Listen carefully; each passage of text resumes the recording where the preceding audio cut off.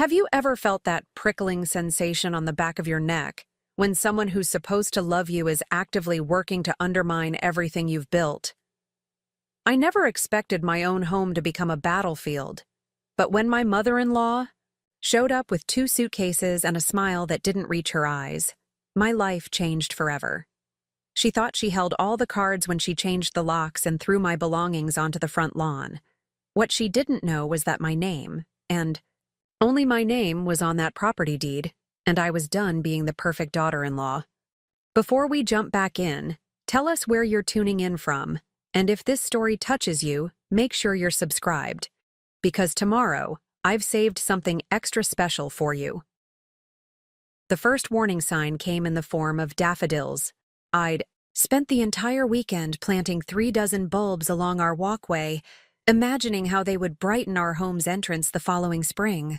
When I returned from work on Monday, they had vanished, replaced by ceramic gnomes that Diane, my mother-in-law, had ordered online. "I've always had a good eye for curb appeal," she'd said when I stood speechless at the entrance of my own home. "Those yellow flowers would have clashed with the house color. I should have recognized the territorial marking for what it was. But back then, I still believed we could coexist peacefully." My husband Mark and I had been living in our Mapleton home for just over a year when his parents arrived for what was supposed to be a 2-week visit. Thomas, my father-in-law, had retired early due to health issues, and Diane insisted they needed a change of scenery. 2 weeks somehow stretched into a month, and then Mark delivered the news that would set everything in motion. "Mom and Dad are having financial troubles," he'd whispered one night as we lay in bed, the ceiling fan spinning lazily above us. "They had to sell their house, and they need a place to stay until they figure things out." I remember the weight that settled in my stomach. "How long are we talking about, Mark?" He wouldn't meet my eyes. "I'm not sure. 6 months, maybe. We have the space, Em." We did have the space, a 4-bedroom craftsman-style home that I'd fallen in love with the moment I saw it. I had grown up in cramped apartments, shuffled between relatives after my parents' messy divorce. This house represented stability, something permanent and mine. But I loved Mark, and his worried expression tugged at my heart. "Okay," I agreed, "but we need some ground rules." Diane and Thomas moved in the following weekend. I cleared out the guest bedroom and the small den that I'd been using as a home office for my remote marketing job. I typed up a list of house rules, nothing outrageous, just basics about privacy, noise levels, and kitchen use, and posted it on the refrigerator. Diane tore it down before dinner. "We're family, Emily, not tenants," she'd said, her voice sweet but her eyes cold. "We don't need rules to tell us how to behave in our son's home." I caught the phrasing, "our son's home," but let it slide. Mark was at work, and I didn't want my first day with his parents to devolve into an argument. Besides, Thomas seemed embarrassed by the whole situation, giving me apologetic smiles when Diane wasn't looking. The first month wasn't terrible. Diane took over most of the cooking, which was fine since I worked long hours. Thomas spent his days watching television or reading in the guest room. But as the weather turned colder and autumn leaves began to fall, the dynamic shifted. Diane started rearranging furniture while I was at work. She replaced my family photos with her own. She criticized my cleaning, my cooking, even how I folded Mark's laundry. "Mark has always preferred his shirts folded this way," she would say, undoing my work. "I've known what he likes for 32 years.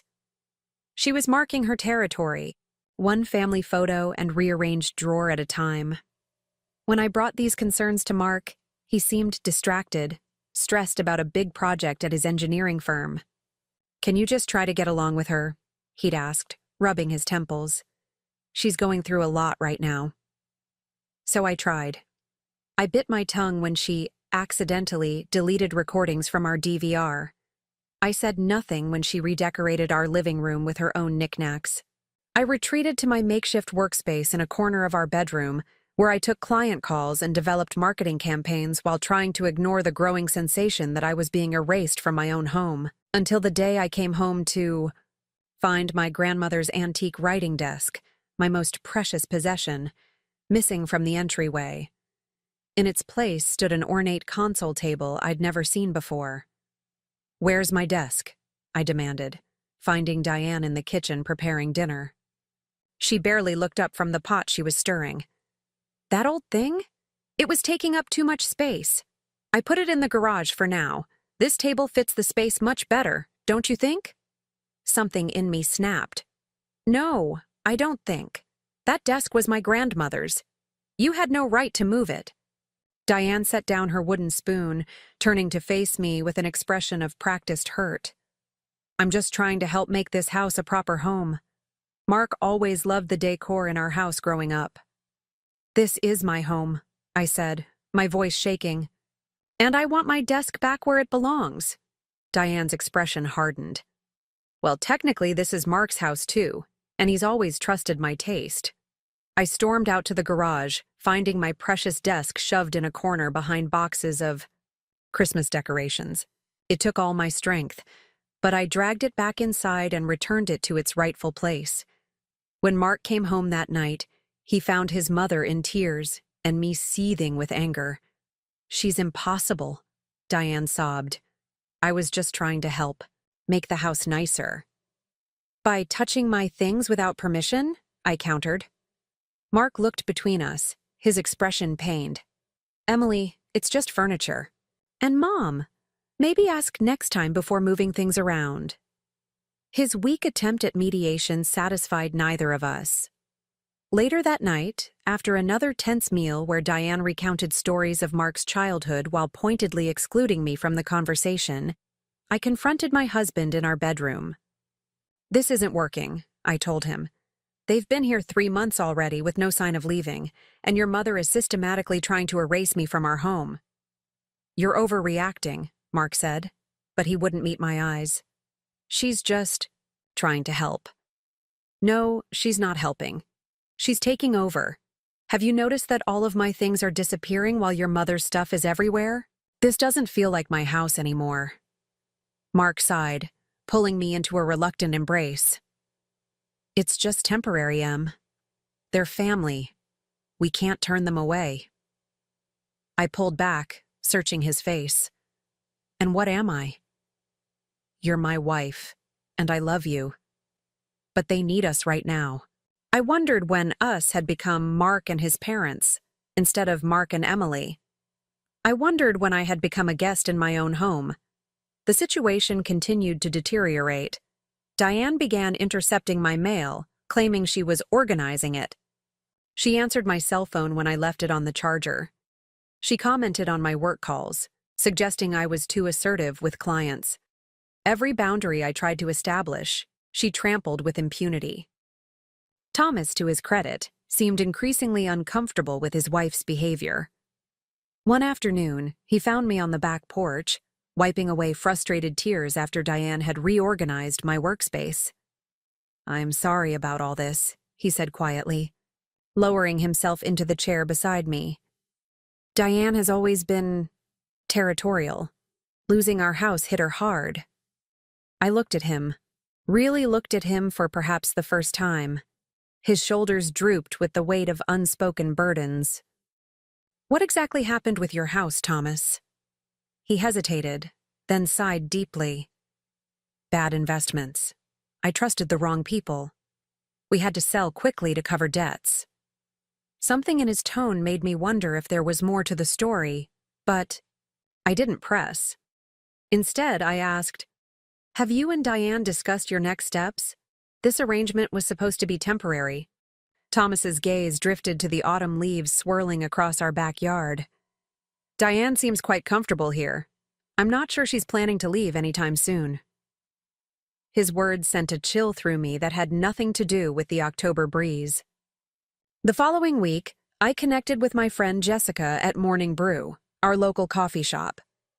Jessica had known me since college, and unlike Mark, she saw through my everything's fine facade immediately. "You look like hell," she said, sliding into the booth across from me. Thanks. I feel worse, I replied, wrapping my hands around my mug of chai. I told her everything about Diane's escalating behavior, Mark's passivity, and my growing fear that I was losing my home inch by inch. Jessica listened without interruption, her expression darkening. "This is emotional abuse, Em," she said when I finished. "She's trying to push you out." "But why? I've never done anything to her." Jessica raised an eyebrow. "Haven't you? You married her son." Preparing and narrating this story took us a lot of time, so if you are enjoying it, subscribe to our channel. It means a lot to us. Now back to the story. You gave him a life separate from her, and now you own a beautiful home that she's clearly jealous of. I shook my head. We own it. Mark and I. A strange expression crossed Jessica's face. Do you? Both of you? Of course, I responded automatically. But something niggled at the back of my mind. When we'd purchased the house, Mark had been in the middle of clearing up an old credit issue. My credit score was excellent, so we'd decided. "Oh my God," I whispered. "What?" Jessica leaned forward. "The house. It's in my name. Just mine." We were going to add Mark later, but with everything that happened after we moved in, Jessica's eyes widened. "Are you sure?" I nodded slowly, the realization dawning. The deed is in my name only. I remember signing all the paperwork by myself because Mark was away on business when our closing date got moved up unexpectedly. A slow smile spread across Jessica's face. Well, that changes things, doesn't it? For the first time in months, I felt a flicker of hope. But it was quickly doused by reality. It doesn't matter. Mark would never side with me over his mother. "Are you sure about that?" Jessica asked. "Have you really stood your ground, Emily? Or have you been tiptoeing around trying to keep the peace?" Her words stung because they were true. I had been accommodating, compromising, retreating, all to avoid conflict, all to be the good wife and daughter-in-law. "What would you do?" I asked. Jessica took a sip of her coffee, then leveled her gaze at me. "I'd stop playing nice. This is your house, Emily. Time to act like it." As I drove home, Jessica's words echoed in my mind. My house. My rules. The thought was empowering, but terrifying. Confronting Diane meant possibly losing Mark. Was I prepared for that? The decision was made for me when I arrived home to find Diane hosting a garden club meeting in our living room. 10 women I'd never met sat among my furniture, drinking from my wedding china, while Diane played the perfect hostess. "Oh, Emily, there you are," she called when she spotted me frozen in the doorway. "Ladies, this is my daughter-in-law. She works so much we hardly see her. Emily, I'm giving the ladies a tour of the house renovations I'm planning." "Renovations?" I repeated dumbly. "Yes, dear. I've been telling them how we're finally going to update this outdated kitchen. Those countertops have got to go." I looked around at the strangers in my living room, at my mother-in-law planning changes to my house without my knowledge or consent, and something inside me hardened. Without a word, I turned and walked out, ignoring Diane's calls behind me. I drove to the county records office, requested a copy of my property deed, and confirmed what I already knew. Emily Wilson was the sole owner of 415 Maple Street. Not Mark Wilson. Not Diane and Thomas Wilson. Just me. Armed with this knowledge and a newfound determination, I returned home to find the garden club gone, and Diane flipping through kitchen renovation magazines at my dining table. "We need to talk," I said, setting the property records down in front of her. Diane glanced at the papers, then up at me with a dismissive smile. "Can it wait, dear? I'm rather busy planning." "No, it can't wait, and you're not planning anything. For this house." She sighed dramatically. "Emily, I'm only trying to help increase your property value. These old countertops are exactly how I want them." I cut in. "This is my house, Diane. Mine. Not yours, not Mark's. Mine." She blinked, finally registering my tone. What are you talking about? This is my son's home. I tapped the deed. No, it's not. The house is in my name only. Check for yourself.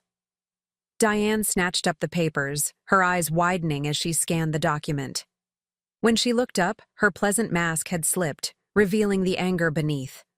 This must be a mistake. It's not. And starting today, things are going to change around here. She stood abruptly, knocking her chair backward. How dare you speak to me this way? After everything I've done, Mark will hear about this. Good, I said, standing my ground. I look forward to that conversation. As Diane stormed off to call Mark, I felt a strange calm settle over me. The confrontation I'd been dreading had begun, and I was still standing. Whatever came next, I would face it with the knowledge that this was my home, and I was done being a guest in it. The wait for Mark to come home that evening was excruciating. I paced our bedroom, the last space in the house that still felt somewhat mine, rehearsing what I would say. Diane had barricaded herself in the guest room after our confrontation, emerging only to whisper urgently with Thomas in the kitchen. I caught fragments of their conversation. Ungrateful. Temporary. Setback, Mark will fix this. When I heard Mark's car in the driveway, my heart began to race. This was it. The moment of truth. Would he stand with me, or would his mother's influence prove too strong? I heard the murmur of voices downstairs, Diane's high-pitched tone carrying urgency. After what felt like an eternity, heavy footsteps ascended the stairs. Our bedroom door opened, and Mark stood there, his expression unreadable. Is it true? He asked without preamble. The house is only in your name? I nodded, straightening my shoulders. Yes. We never got around to adding you to the deed after your credit issues were resolved. Mark ran a hand through his hair, a gesture I'd seen countless times when he was stressed. Mom's pretty upset. I imagine she is, I replied, fighting to keep my voice steady. She just discovered she can't take over a house that doesn't belong to her. That's harsh, Emily. She's just trying to help. I felt a flash of anger. Is that what you call it? Helping? She's been systematically pushing me out of my own home for months, and you've done nothing to stop it. Mark looked taken aback. That's not fair. She's my mother, and they're going through a hard time. And I'm your wife, I exclaimed, my composure finally cracking. But you haven't been acting like it. Every time she crosses a line, you make excuses for her. Every time I tell you I'm unhappy, you dismiss my feelings. That's not true, he protested, but his eyes slid away from mine. It is true, I insisted. And now we're going to have an honest conversation about boundaries and respect, because I can't live like this anymore. Mark sank onto the edge of our bed, suddenly looking exhausted. What do you want me to do, Emily? Kick my parents out? They have nowhere to go. I want you to stand up for me, I said, sitting beside him. I want you to acknowledge that what your mother has been doing isn't okay. And yes, eventually I want them to find their own place. It's not that simple, he muttered. Why not? They sold their house. They must have money from that sale. Mark's silence spoke volumes. I studied his face, noting the tightness around his jaw, the way he refused to meet my eyes. Mark, I said, slowly, where did the money from your parents' house go? He sighed heavily. Dad made some bad investments, lost almost everything. What little they got from the house sale went to paying off debts. So your plan was, what? Let them live with us forever? Not forever, he said quickly. Just until they get back on their feet. And when will that be? Your father is retired with health issues, and your mother hasn't worked in 20 years. How exactly are they getting back on their feet? Mark had no answer for that. We sat in heavy silence for several minutes before he spoke again. I didn't know Mom was being so territorial. Why didn't you tell me how bad it was getting? I gave him an incredulous look. I've been telling you for months. You just haven't been listening. Our conversation was interrupted by a sharp knock.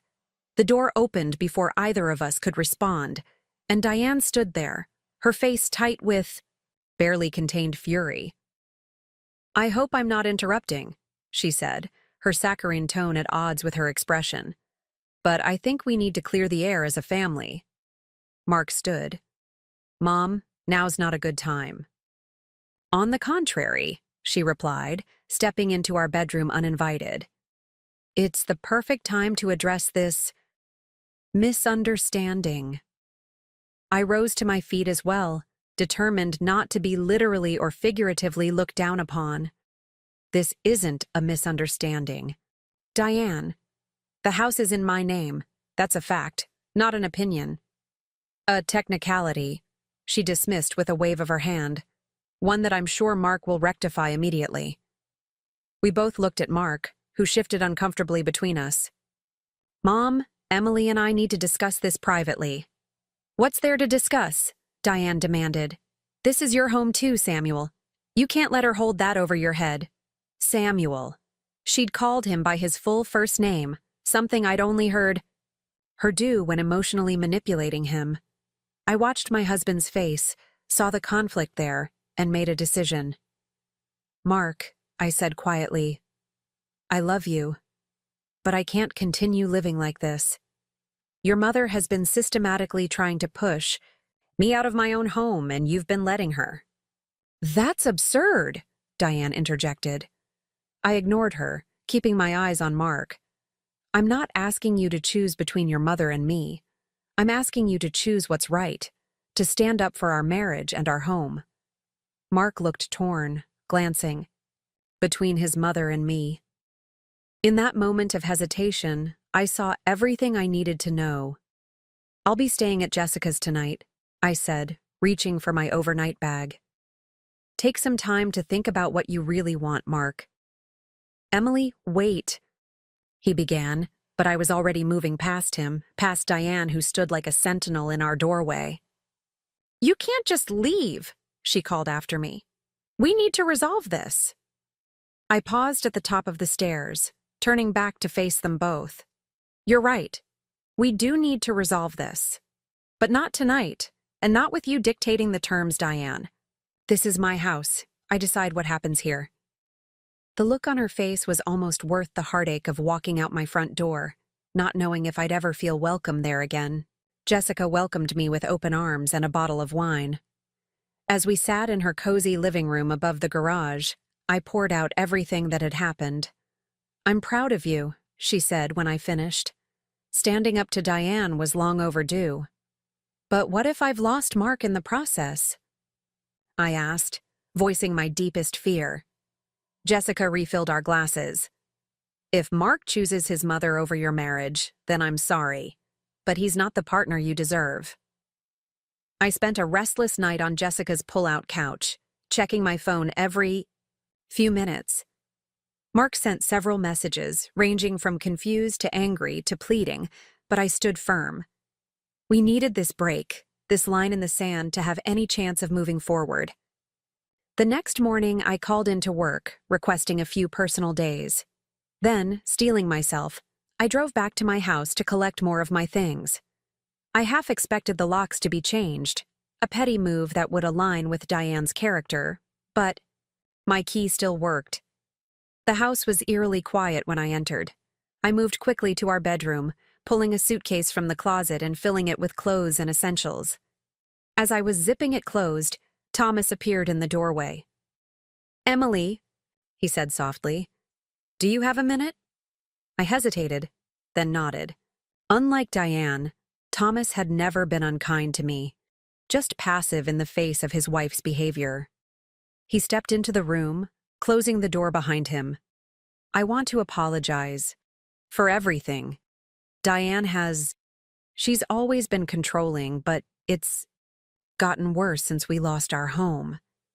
"I understand this has been difficult for you both," I said cautiously. "But that doesn't excuse how she's treated me." Thomas nodded, looking ashamed. "I know. And I should have said something sooner." He paused, seeming to gather his courage. "There's something you should know about our financial situation." I sat on the edge of the bed, gesturing for him to continue. It wasn't just bad investments that cost us our home, he admitted. Diane has a problem with spending, shopping. She maxed out credit cards I didn't even know we had. By the time I discovered how bad it was, we were drowning in debt. This revelation didn't entirely surprise me given Diane's materialistic tendencies, but the extent of it was shocking. Does Mark know? Thomas shook his head. Diane made me promise not to tell him. She's always been so proud, so concerned with appearances. She couldn't bear for him to know the truth.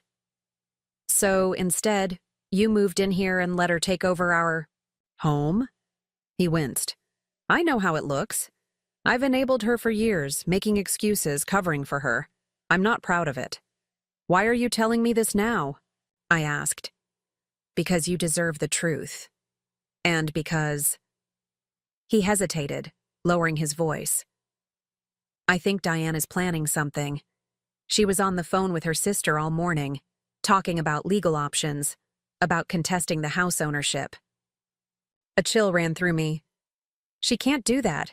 The deed is in my name. I know, but Diane sees what she wants to see. And right now, she sees this house as her son's rightful property, and by extension, hers. I stood, grabbing my suitcase. Thank you for telling me, Thomas. I appreciate the warning. As I headed for the door, he called after me. Emily? For what it's worth, I think Mark is starting to see things more clearly. After you left last night, he and Diane had quite an argument. I paused, hope flickering. Really? Thomas nodded.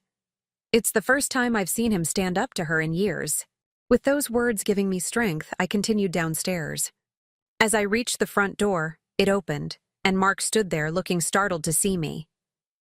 Emily, he breathed, you came back. Just to get some things, I clarified. I'm staying at Jessica's for now. His face fell. Can we talk, please? I hesitated, then nodded. But not here. Meet me at Morning Brew in an hour. As I drove away, I caught a glimpse of Diane watching from the living room window, her expression calculating. Thomas's warning echoed in my mind. Whatever she was planning, I needed to be prepared. An hour later, I sat across from Mark in our usual booth at the coffee shop, 2 untouched mugs between us. He looked terrible, unshaven, dark circles under his eyes suggesting he'd slept as poorly as I had. I'm sorry, he began. For everything. For not seeing what was happening. For not standing up for you. You were right. I've been letting my mother cross boundaries that should never have been crossed. It was everything I'd wanted to hear for months, but now that the words were finally coming, I found myself wary. What changed? Mark sighed, running a hand through his disheveled hair. After you left, Mom went on a rant about how ungrateful you are, how you've been trying to turn me against her, and suddenly I could see it, really see it. How she's always manipulated situations, twisted things to make herself the victim. I've been doing it my whole life, appeasing her to keep the peace. And now? I asked, my heart pounding. Now I want to fix this, fix us, if you'll give me the chance. I wanted to believe him, wanted it desperately. But months of disappointment had taught me caution. Words are easy, Mark. What about your parents? They're still in our house. I talked to Dad this morning, he said. They're going to look for an apartment, something small but close by. I raised an eyebrow, skeptical. And your mother agreed to this? Mark looked down at his coffee. Not exactly. She still thinks we can work things out if we all just... Compromise. Compromise, I repeated flatly. Like I've been doing for months while she systematically took over our home? I know, he said quickly. And I'm not asking you to keep doing that. I'm asking for a chance to make things right. I studied his face, searching for any sign of the wavering, people-pleasing husband who had consistently chosen his mother's comfort over mine. Instead, I saw determination and regret in equal measure. I need to know you're really on my side this time, I said finally. That when things get difficult, and they will, you won't cave to her demands. Mark reached across the table, taking my hand in his. I'm on your side, Emily. Always. I just lost sight of that for a while. I wanted to believe him. More than anything, I wanted to believe that our marriage could survive this storm. But Thomas's warning still echoed in my mind. There's something else you should know, I said, squeezing his hand. Your father told me about your mother's spending problem, about how it contributed to them losing their house. Mark's expression shifted from surprise to realization to anger. That explains a lot, actually. Why they were always borrowing money. Why Dad seemed so stressed about finances even before they sold the house. Your mother's planning something, I continued. Your dad overheard her talking about legal options, about contesting the house ownership. Mark's face hardened. She can't do that. The house is yours. The simple acknowledgement, spoken without hesitation, lifted a weight from my shoulders. So you understand why I had to draw a line? Why I couldn't keep pretending everything was fine? I do, he said firmly. And I'm going to fix this, Emily. I promise. As we left the coffee shop together, I felt cautiously optimistic. Mark seemed genuinely committed to standing up to his mother and protecting our marriage. But I'd been disappointed before, and Diane had proven herself a formidable opponent. The real test would come when we returned home to find out exactly what she had been planning in my absence. The house was quiet when we arrived. Too quiet. Mark's hand was warm and reassuring on my lower back as we entered, but I couldn't shake the feeling that we were walking into an ambush. The living room was empty, the kitchen deserted. Mark frowned, checking his watch. They should be here, he murmured. Dad's car's in the driveway. We found them in the home office, my home office, that had been commandeered by Thomas months ago. Diane sat behind my desk like she owned it, papers spread before her. Thomas stood by the window, his expression grave. And beside them sat a woman I'd never seen before, impeccably dressed in a charcoal suit. What's going on? Mark demanded, taking in the scene. Diane's smile was triumphant. Mark, Emily, this is Patricia Lambert. She's a family attorney. My blood ran cold, so this was her plan. Legal action. The attorney stood, offering her hand. Mrs. Wilson, Mr. Wilson, I understand there's some confusion about the property ownership that we need to clarify. I didn't take her hand. There's no confusion. The house is in my name. Patricia smiled thinly. Yes, well, that's the technical situation. However, Mrs. Wilson, the elder Mrs. Wilson, has raised some concerns about the circumstances under which the property was purchased. Mark stepped forward. Mom, what are you doing? Diane's expression was a perfect blend of concern and righteousness. What's necessary, dear? This house was meant to be your family home. Emily's actions have made it clear that she doesn't consider us family. Because family doesn't try to take over someone else's home, I retorted, anger building. Family doesn't rearrange furniture, replace photos, and plan renovations without permission. Patricia cleared her throat. If we could focus on the legal matter at hand. There is no legal matter, Mark interrupted. The house is in Emily's name. End of story. Patricia looked uncomfortable. Actually, there may be grounds for what we call constructive trust. If funds for the purchase came from joint accounts, or if there was a clear understanding that the property would be jointly owned. Stop. Thomas's quiet command silenced the room. He turned from the window, his expression pained but resolute. This has gone far enough. Diane stared at her husband in shock. Thomas, what are you doing? The right thing. Finally. He looked at Mark, then at me. Emily, I'm sorry. For everything. For letting Diane's behavior go unchecked. for not speaking up sooner.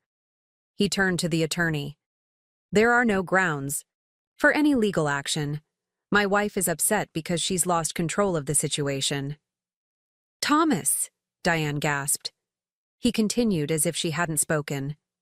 The house was purchased with Emily's funds. She had excellent credit while Mark was still clearing up an old issue. They planned to add his name later but never got around to it.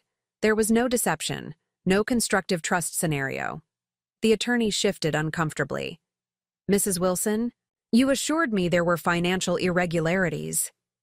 The only financial irregularities, Thomas cut in, are the ones that cost us our own home.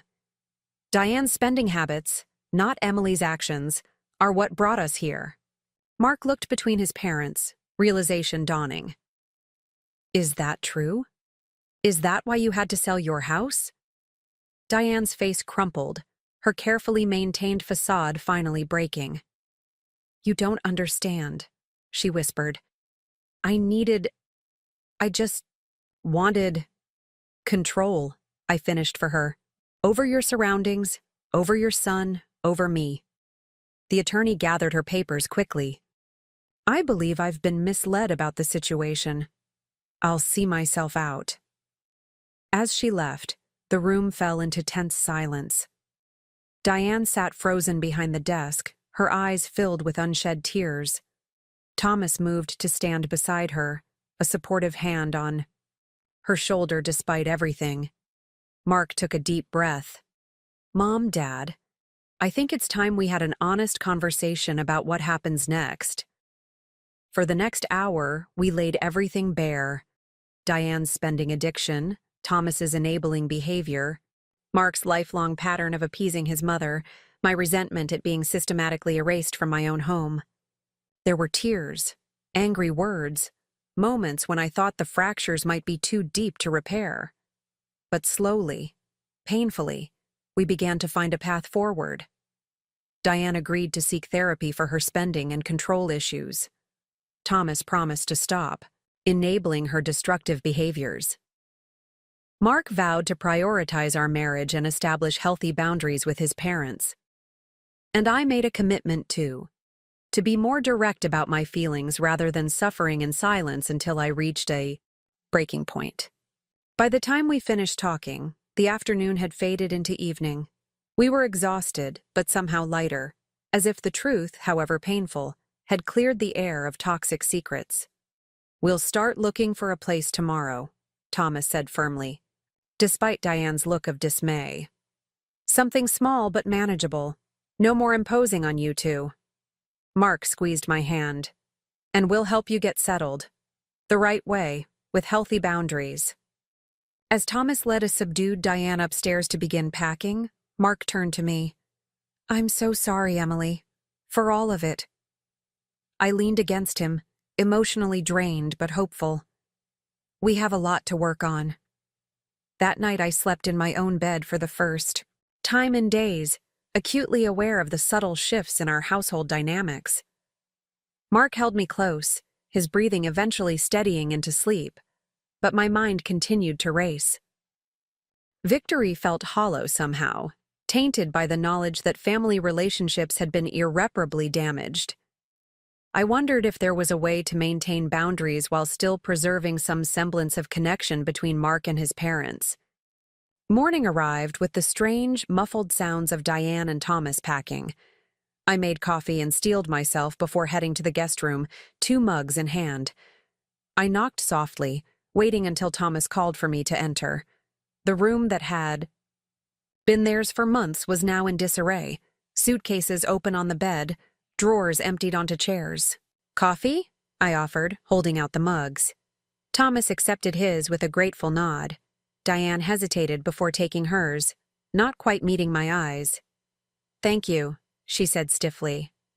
I leaned against the door frame, searching for words that wouldn't sound triumphant or condescending. I found some apartment listings online. There's a nice senior community about 15 minutes from here. 2-bedroom units with a clubhouse and activities. I pulled the printouts from my pocket, offering them to Thomas. Diane stiffened. Senior community? We're not invalids. I know that, I said, keeping my voice even. But they have social events. A fitness center. People your age to connect with. It might be nice. Thomas skimmed the listings. These actually look quite reasonable. Thank you, Emily. Our tentative peace was interrupted by the doorbell. Mark called up that he would get it, and I excused myself to join him. To my surprise, Jessica stood on our doorstep, a large tote bag in hand. Thought you might need reinforcements, she said, stepping inside and giving me a quick hug. How's Operation Take Back Your House going? I glanced nervously toward the stairs. It's progressing. They're packing. Jessica raised her eyebrows. Well, that's something. And Mark? Her voice dropped to a whisper. He finally stood up to Diane, I confirmed. We're working through things. Good. She handed me the tote bag. I brought breakfast. Real estate attorney by day, stress baker by night. I peered inside to find homemade muffins and scones. You're a lifesaver. Join us? Jessica followed me to the kitchen where Mark was brewing a second pot of coffee. He greeted her with obvious relief. Thanks for taking care of Emily these past few days. Someone had to, Jessica replied, her tone light but pointed. Mark had the grace to look ashamed. I know. I've been a terrible husband. Not terrible, I corrected, setting out plates. Just conflict avoidant to a fault. A trait I'm working on, he promised, pouring coffee for Jessica. We were arranging breakfast on the table when Thomas and Diane appeared in the doorway, suitcases in hand. Diane glanced at Jessica, then at the breakfast spread, her expression unreadable. We should get going, Thomas said. My brother's expecting us by noon. I felt a pang of guilt at their hasty departure. Despite everything, kicking them out had never been my goal. I'd simply wanted respect and boundaries. You could stay. For breakfast, I offered. Diane looked surprised. You'd want that? You're still Mark's parents, I said. That hasn't changed. A cautious truce settled over the breakfast table as we ate Jessica's baked goods and discussed practical matters. How long they might stay with Thomas's brother, which apartment listings looked promising, when they might come by to collect the rest of their belongings. Diane remained largely silent, contributing only when directly addressed. The fight seemed to have gone out of her, leaving behind a deflated shell of the domineering woman who had terrorized my home for months. After breakfast, we helped them load their suitcases into their car. As Thomas closed the trunk, he pulled Mark aside for a private word. Diane stood awkwardly by the passenger door, fidgeting with her purse strap. I hope you find a nice place, I said, breaking the uncomfortable silence. She nodded stiffly. I'm sure we will. I searched for something else to say, some way to ease the tension without surrendering the boundaries I'd fought so hard to establish. Maybe once you're settled, you and Thomas could come for dinner. Not to stay, just to visit. Diane's eyes widened slightly. You'd want that? After everything? You're Mark's family, I said simply. I'm not trying to cut you out of our lives. I just need this to be our home. Something shifted in her expression. Not quite acceptance, but perhaps understanding. I suppose I've been difficult. Coming from Diane, this qualified as a monumental admission. We all have things to work on, I acknowledged, offering an olive branch. Thomas and Mark rejoined us, and final goodbyes were exchanged. As their car pulled away, Mark slipped his arm around my waist. You okay? I leaned into him.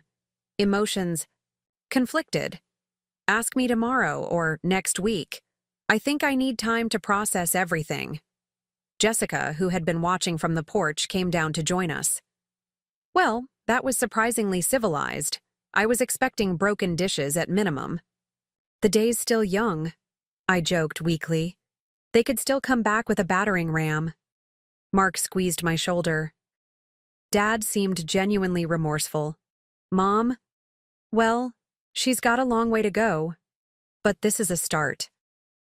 Back inside, the house felt Different, emptier, but in a good way. I wandered from room to room, mentally reclaiming spaces that had been overtaken. The guest room would need airing out. My office would need to be completely reorganized. But these were small tasks compared to the emotional work that lay ahead.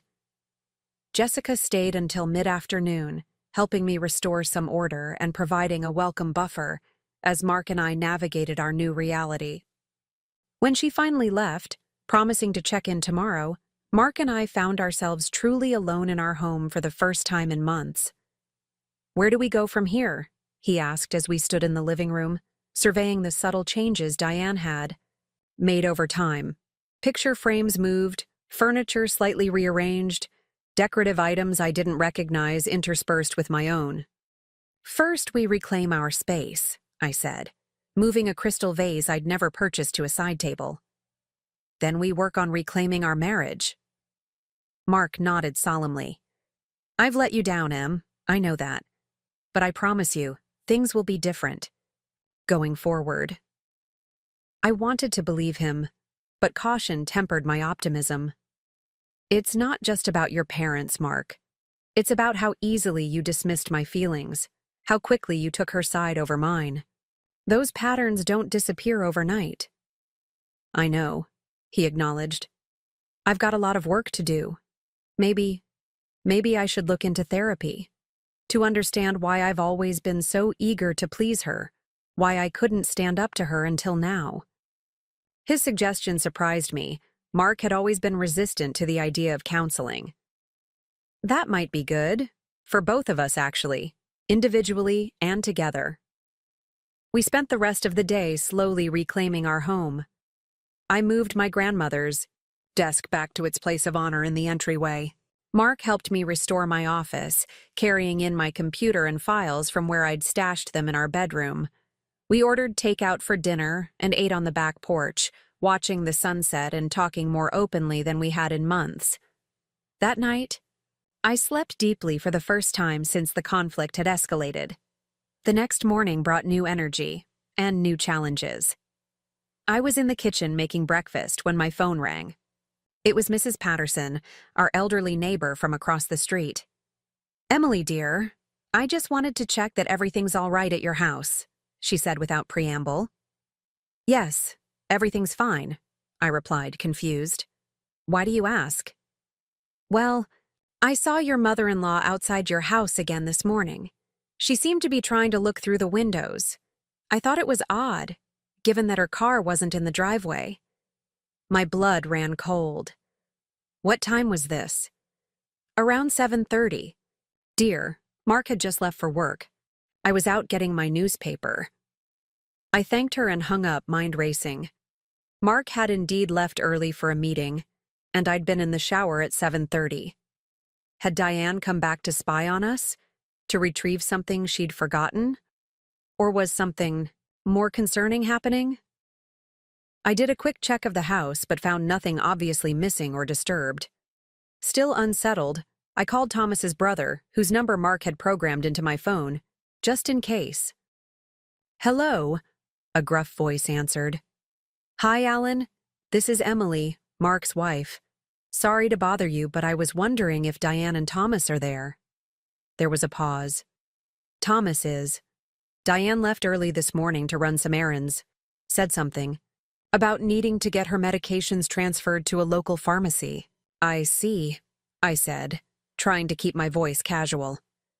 "If you see her, would you mind having her call me? There are a few questions about some kitchen items I wanted to ask her."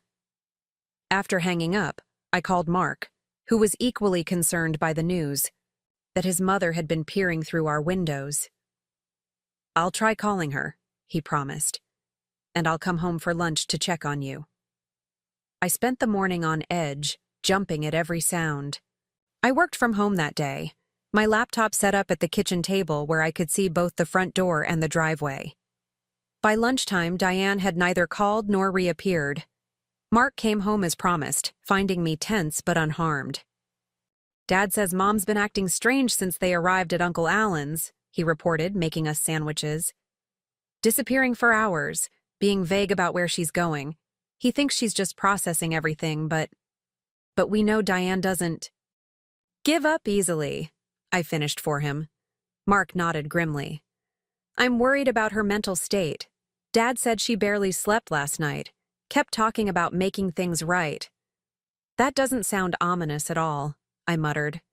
Mark had to return to work for an afternoon meeting, but promised to come straight home afterward. I continued working at the kitchen table, one eye always on the windows. Around 3 o'clock, the doorbell rang. I approached cautiously, peering through the peephole to find Diane standing on my porch, arms folded tightly across her chest. I took a deep breath and opened the door, but only part way, my foot braced against the bottom. Diane, this is unexpected. She looked different, smaller somehow, without her usual perfect makeup and styled hair. Her eyes were rimmed with red, suggesting recent tears or lack of sleep. May I come in, just to talk? Every instinct warned against it, but refusing would only escalate tensions. 20 minutes, I said, stepping back to let her enter. Mark will be home soon. Diane walked stiffly into the living room, but remained standing, declining my automatic offer of tea or coffee. I need to say something, and I need you to listen without interrupting.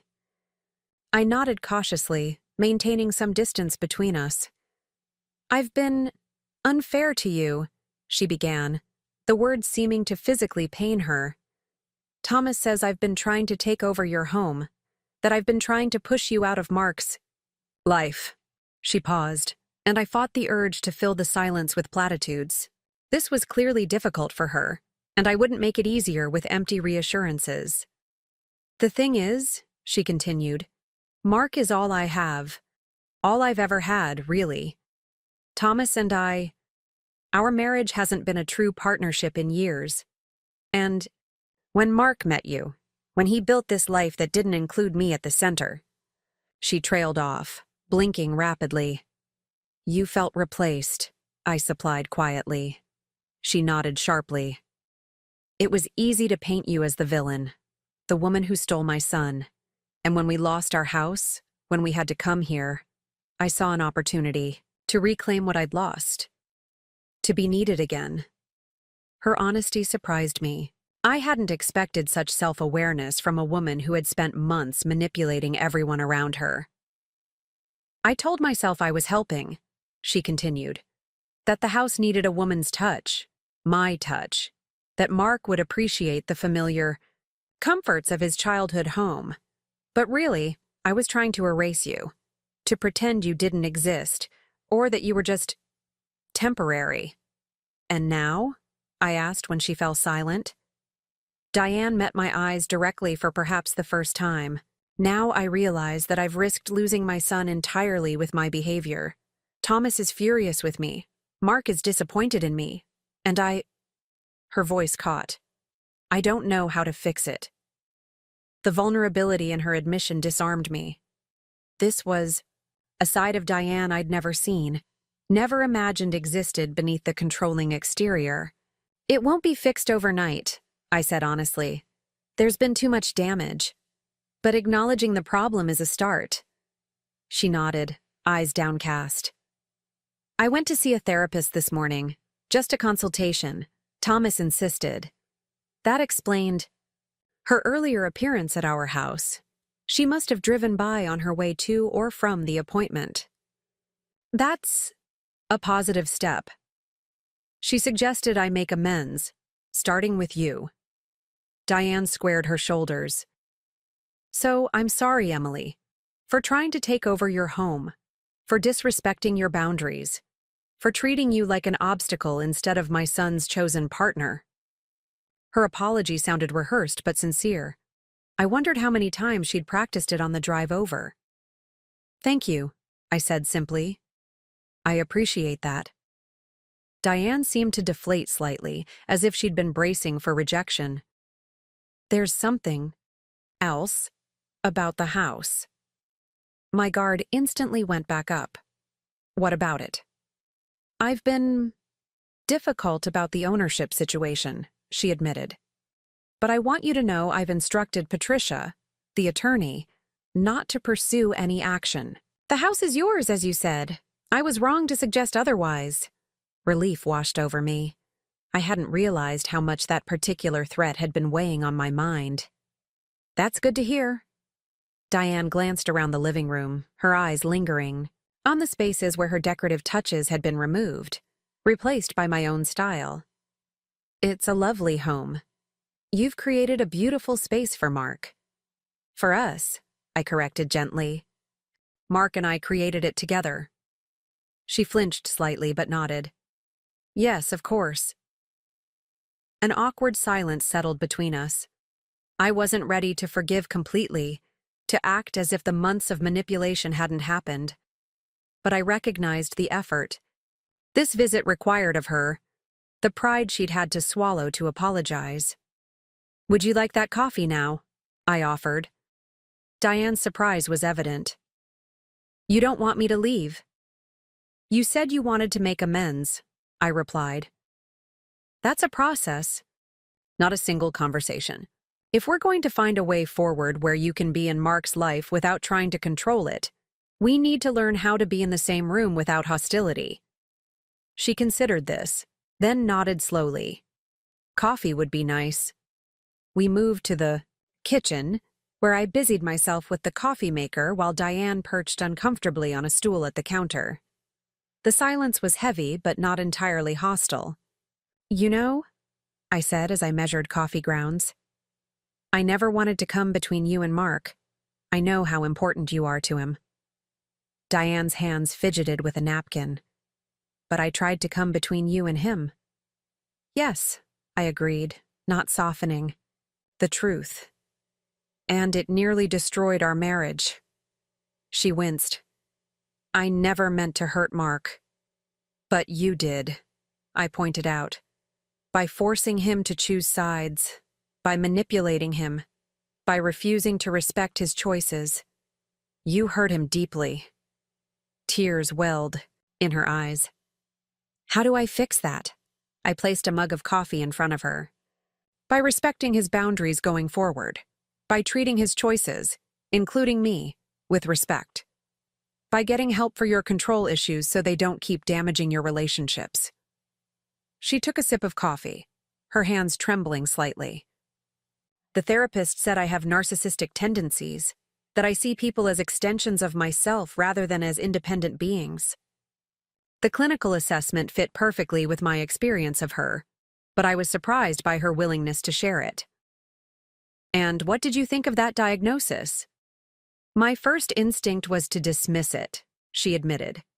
To find another therapist who would tell me what I wanted to hear. But then I thought about how close I've come to losing Mark, and she swallowed hard. I'm going back next week, and the week after.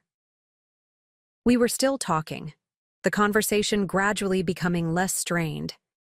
When Mark arrived home, he stopped short in the doorway, clearly shocked to find his mother and me sitting together at the kitchen counter without obvious signs of conflict.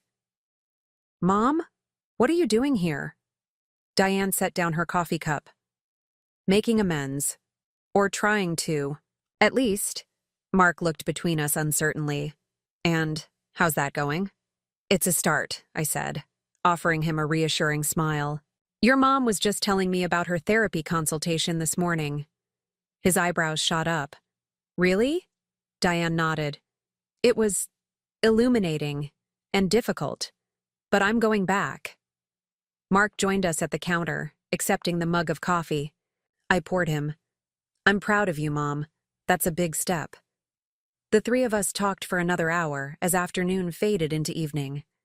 Not about the conflict directly, but around it, about Diane and Thomas finding an apartment, about Mark's work stress, about neutral topics that allowed us to interact without triggering fresh wounds.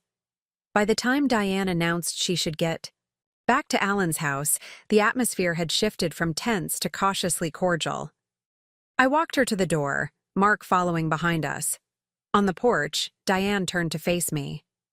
Thank you for listening, for giving me a chance to apologize.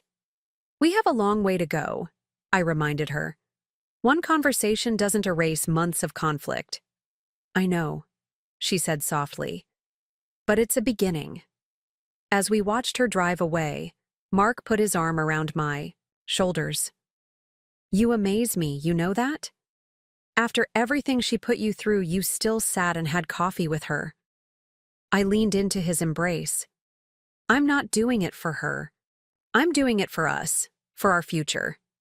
Your parents will always be part of our lives in some way. We need to find a path forward that doesn't involve constant warfare. Or constant surrender, he added pointedly. I meant what I said about boundaries. Emily, things will be different now. I turned to face him, searching his eyes. Promise me something. If I ever start acting like your mother, controlling, manipulative, unwilling to respect others' boundaries, you'll call me on it immediately. Mark laughed. You couldn't be like her if you tried. Promise me anyway, I insisted. These patterns can be insidious. He sobered, nodding. I promise. And you'll do the same for me? Let me know if I start slipping back into old patterns of avoidance and appeasement.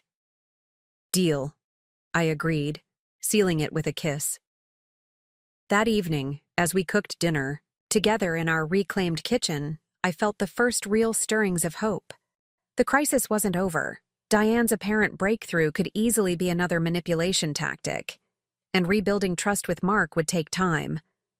But for the first time, I could envision a future where my home truly felt like mine again, where my marriage was stronger for having weathered the storm. I was setting the table when my phone buzzed with a text from Jessica. Survived the day? Need rescue? I smiled and typed back. All quiet on the Western Front. Diane came by to apologize. Suspicious but hopeful. Her response was immediate. Whoa, plot twist. Keep your guard up, but good sign? Time will tell, I replied. Dinner tomorrow to debrief? Absolutely. Your house or mine? I paused, considering. For months, I'd avoided hosting anyone at our home, too embarrassed by the tension, too worn down by Diane's constant presence. Now, with the house emptied of in-laws and slowly returning to its former state, I felt a surge of possessive pride. My house, I texted firmly. 7 p.m. I'll cook.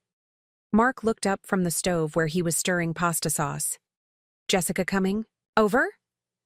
Tomorrow night, I confirmed. I thought it would be nice to have a friend over. To reclaim our social life along with our space.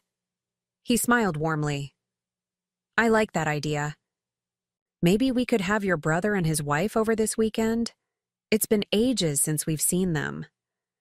The suggestion heartened me. Mark was thinking about our future, about rebuilding the life that had been put on hold during his parents' occupation. That sounds perfect. As we sat down to dinner in our dining room, the same room where I'd discovered the house was solely in my name, where so much conflict had played out, I felt a sense of peacefulness descend. The road ahead wouldn't be easy. Trust had been broken, boundaries crossed, relationships damaged. But here, in this moment, sharing a meal with my husband in our home, I felt something I hadn't experienced in months. Hope. The property deed that had sparked so much conflict now seemed like a symbol of something larger. My willingness to finally stand up for myself, to demand respect, to refuse to be erased from my own life. It had been a painful journey, but as I looked across the table at Mark, I knew it had been necessary. To new beginnings, I proposed, raising my wine glass. Mark clinked his glass against mine. And to hard-won wisdom. 2 weeks passed with surprising tranquility. Diane and Thomas found a modest apartment in Silvercrest, a seniors' community 15 minutes from our house. It wasn't the most luxurious, complex, but it offered activities, a community garden, and most importantly, independence. Mark and I helped them move in, carrying boxes and arranging furniture under Diane's careful direction. She remained subdued throughout the process, her usual commanding presence tempered by what appeared to be genuine effort to change. The bedroom lamp would look better by the window, I suggested at one point, testing the waters. Diane paused, visibly wrestling with the urge to dismiss my opinion. Perhaps you're right, she conceded, a small victory that didn't go unnoticed by Mark, who shot me an encouraging smile. Thomas seemed relieved by the change in dynamics. As we unpacked kitchenware, he confided that Diane had attended 3 therapy sessions already. It's not easy for her, he said quietly, accepting that her behavior drove everyone away. But she's trying. I arranged mugs in the cabinet, considering his words. Change takes time, we understand that. She was up all night reorganizing. These boxes, he continued, gesturing around the apartment, said she needed to make it perfect before you and Mark arrived. I think she wants to prove she can create her own space instead of taking over someone else's. The insight surprised me. Perhaps Diane's controlling nature came from a deeper insecurity, a desperate need to shape her surroundings when she felt powerless in other aspects of life. It didn't excuse her actions, but it helped me understand them a little better. After the move-in day, Mark and I established clear boundaries: Sunday dinners at our house or their apartment, phone calls limited to evenings unless it was an emergency. No unannounced visits. Diane struggled with these restrictions, accustomed as she was to unlimited access to her son, but she complied with minimal resistance. On our 3rd Sunday dinner at their apartment, as Mark helped Thomas set up a new television stand, Diane approached me in the kitchen. I've been thinking about taking a class, she said, arranging cookies on a plate with precise movements. The community center offers watercolor painting on Thursday afternoons. That sounds lovely, I replied, genuinely pleased by her interest in developing a hobby unrelated to micromanaging her family. Have you painted before? Not since college, she admitted. I used to enjoy it before Mark was born? I guessed. She nodded, a faraway look in her eyes. Before I became someone's mother, someone's wife, just Diane Baker, art student with big dreams. I'd never thought of her as having an identity separate from her role as Mark's mother. The realization that she'd once been a young woman with aspirations of her own humanized her in a way our previous interactions never had. You should definitely take the class, I encouraged. Maybe you could show me your work sometime. She looked surprised by my interest, but seemed pleased. I'd like that. As we drove home that evening, I shared the conversation with Mark. It's hard to imagine your mother as a college art student. He looked equally bemused. Dad mentioned once that she used to paint, but she always brushed it off when I asked about it, said it was just a silly phase. Maybe rediscovering that part of herself will help her find an identity beyond being your mother. Give her something else to focus on. Mark reached across the console to squeeze my hand. That would be good for everyone. Our cautious optimism was tested the following Saturday when Diane called in a panic. Thomas has fallen, she gasped, her voice shrill with fear. The ambulance is taking him to Mercy Hospital. Can you meet us there? We arrived at the emergency room to find Diane pacing the waiting area, her face pale with worry. He was hanging curtains, she explained as Mark enveloped her in a hug. The stepladder wasn't stable enough. He hit his head on the coffee table on the way down. The doctors diagnosed Thomas with a concussion and a sprained wrist. Nothing life-threatening, but concerning enough given his age and previous health issues. As we waited for him to be discharged, the nurse provided care instructions. He'll need someone with him for the next 48 hours, she explained, handing Diane a sheet of symptoms to watch for. And he shouldn't be alone on the stairs for at least a week. Diane nodded, her expression determined. I'll take care of him. We can help, Mark offered. One of us could stay with you, or Thomas could stay at our house while he recovers. I tensed involuntarily at the suggestion, memories of their previous temporary stay still fresh. Diane caught my reaction and, to my surprise, shook her head. That's very kind. but we'll manage at the apartment. I can handle it. She turned to me, something like understanding in her eyes. You've both done enough.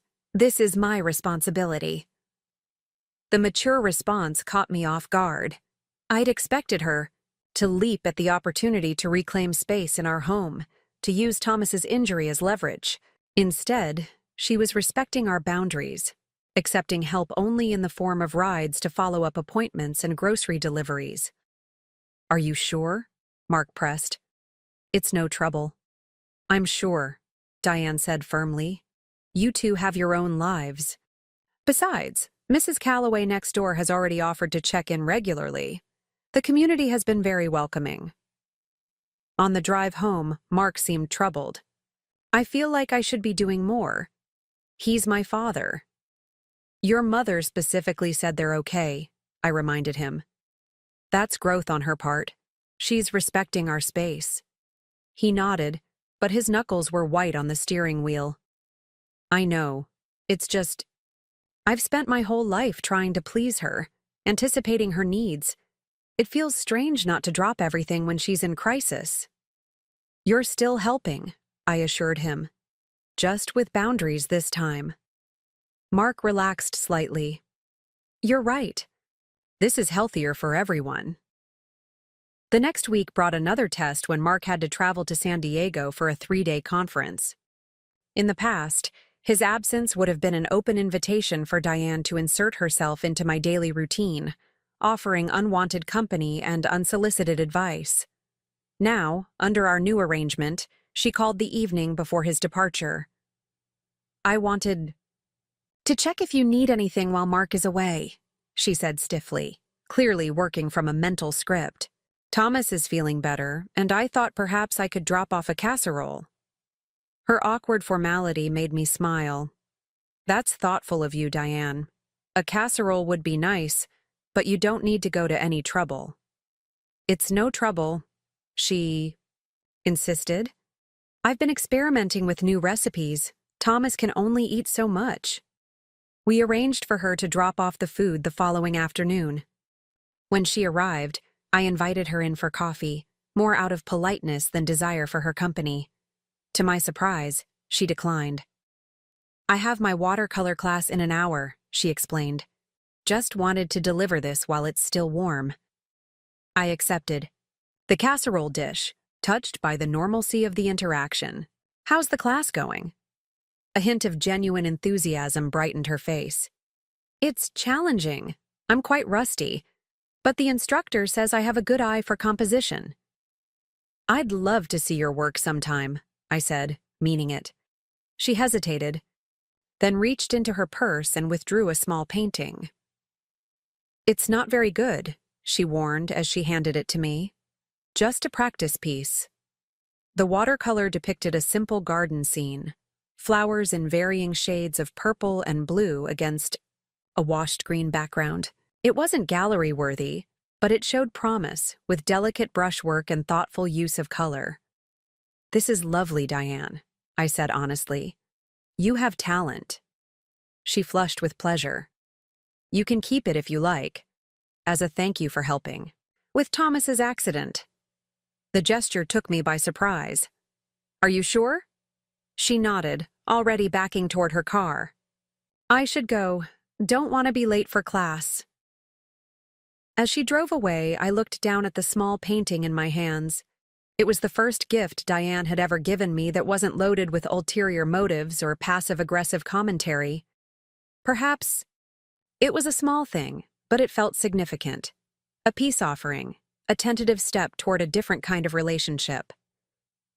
That evening, I called Jessica and invited her over for dinner, serving Diane's surprisingly delicious chicken and wild rice casserole alongside a salad of my own making. Your mother-in-law made this?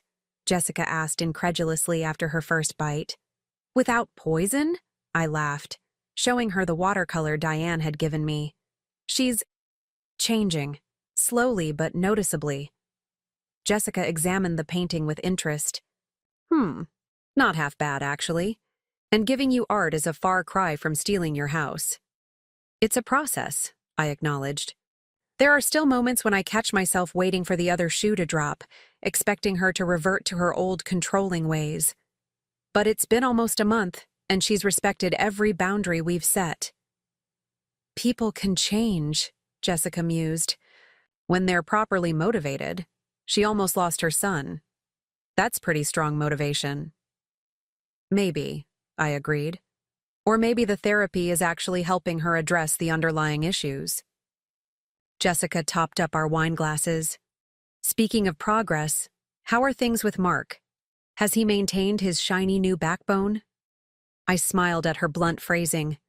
He has, actually.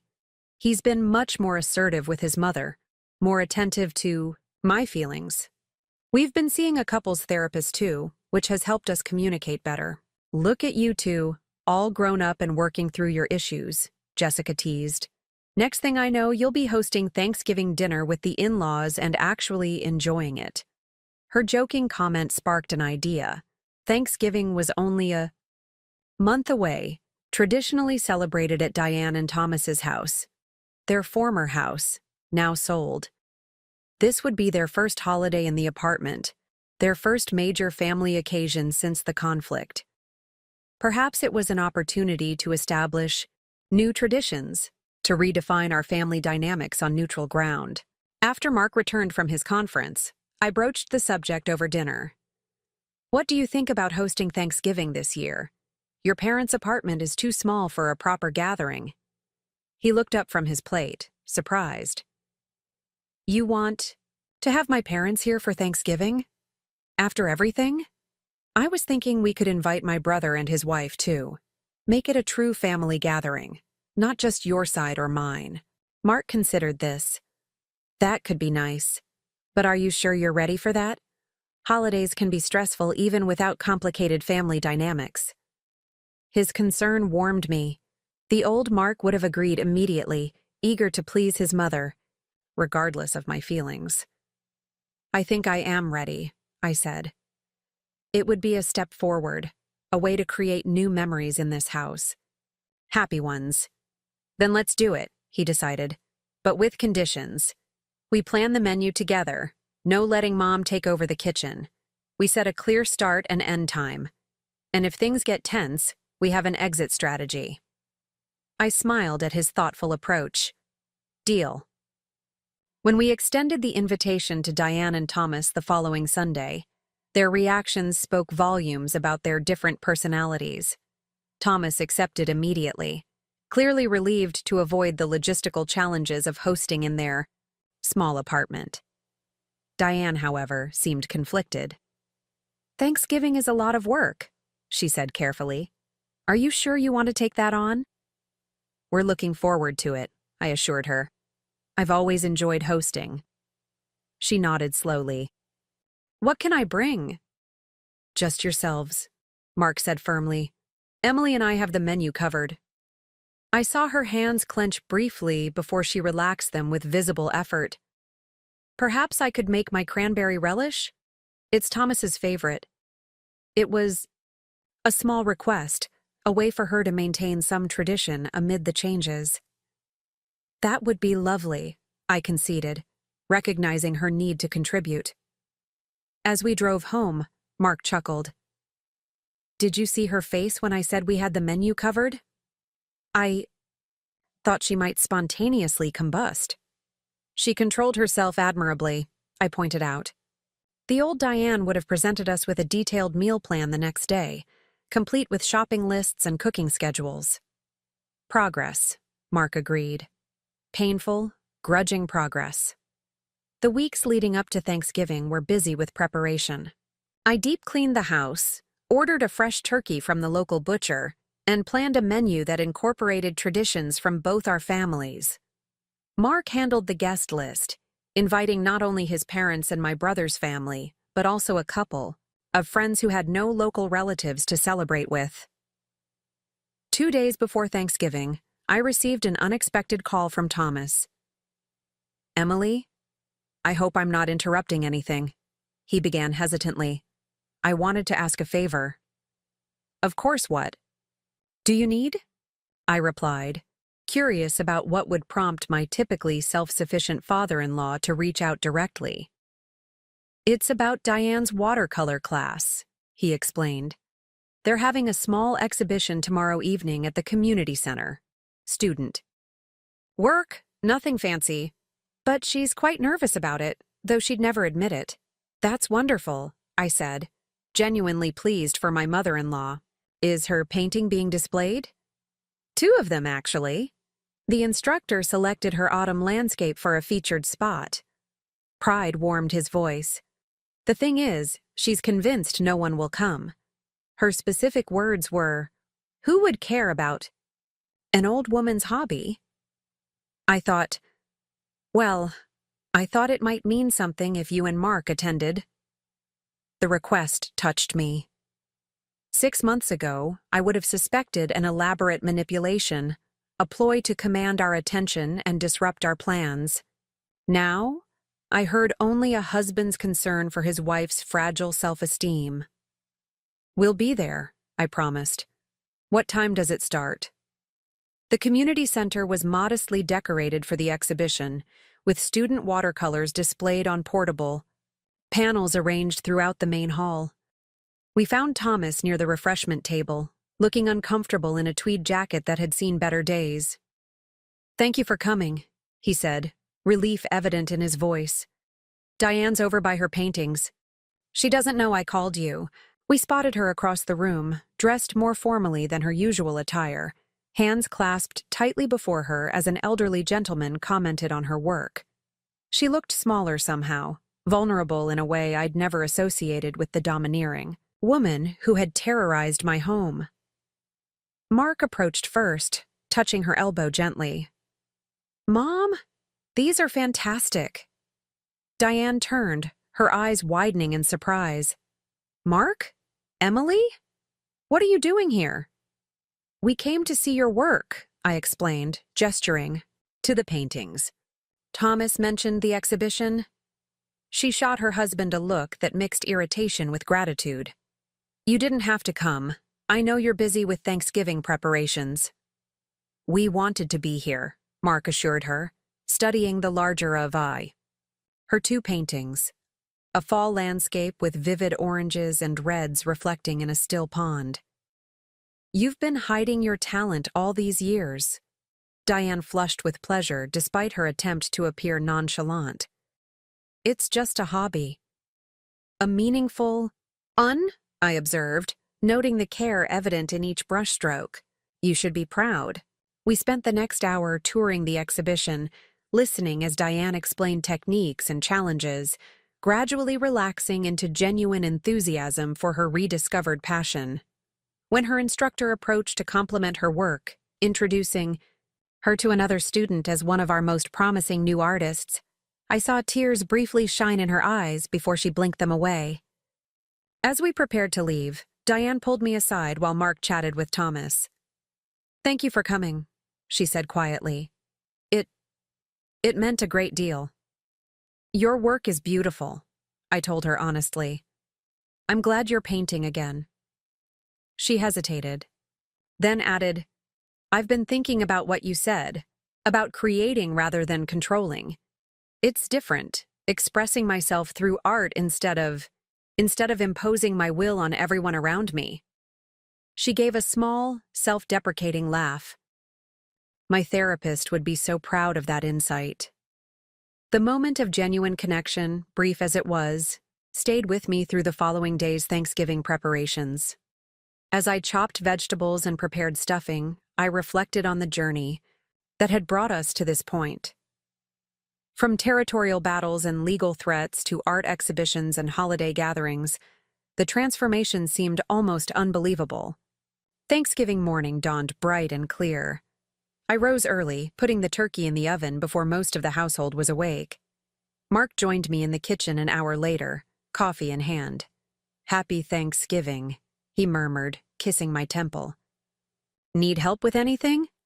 "You can set the dining room table," I suggested. "The good china, I think." He raised an eyebrow. "Are you sure?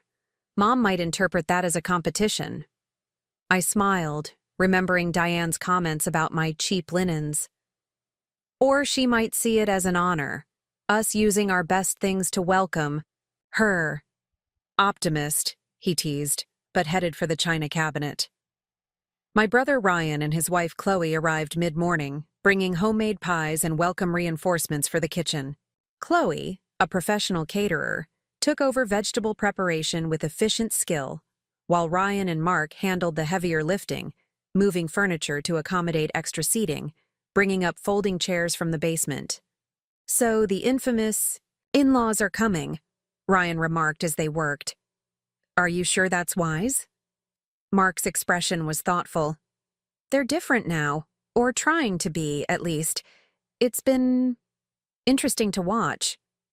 People don't change that fundamentally, my brother argued skeptically. Maybe not completely, Mark conceded, but they can make better choices, develop better habits. My mother's been doing that. It's not perfect, but it's progress. When the doorbell rang at precisely 1 o'clock, I felt a flutter of anxiety despite my confidence in our preparations.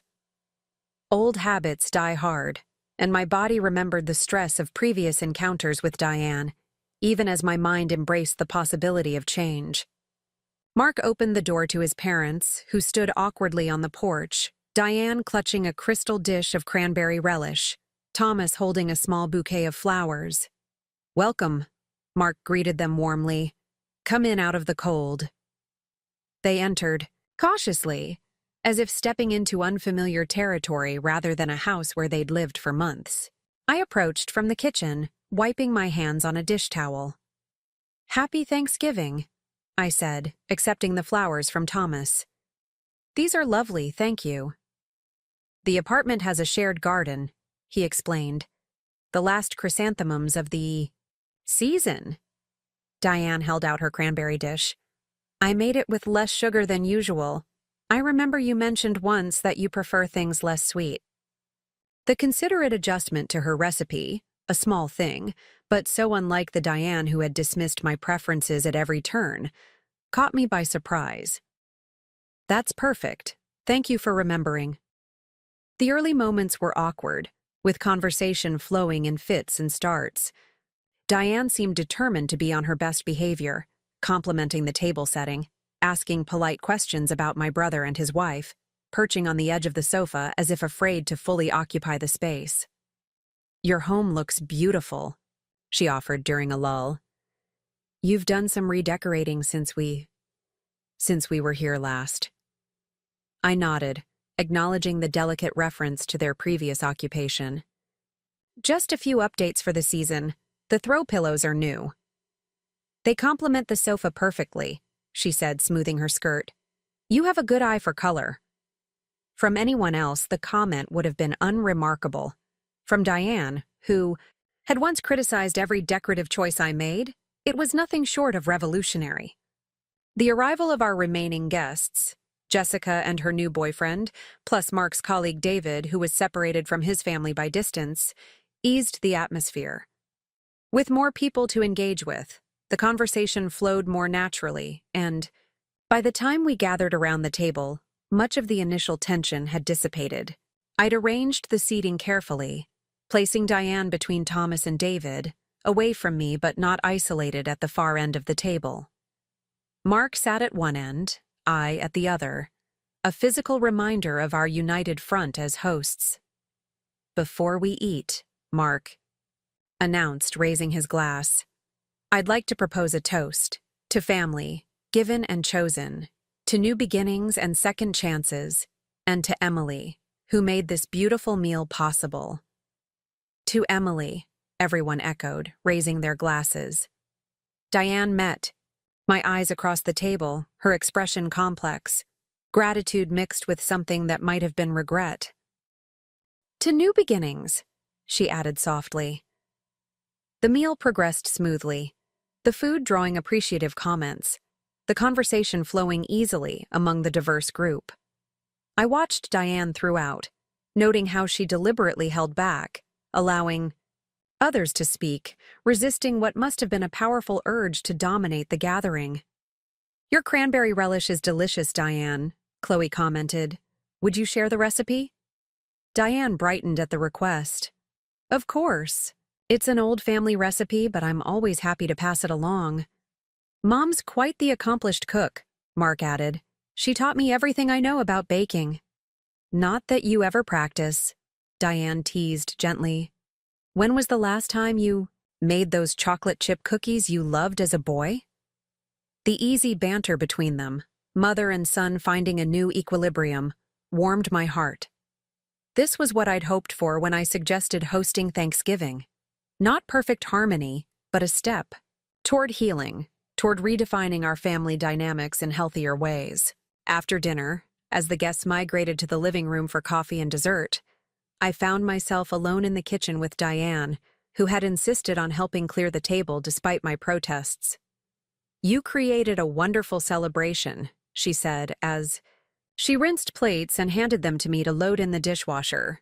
Everyone felt welcome. That's a gift. Thank you, I replied, touched by her sincerity.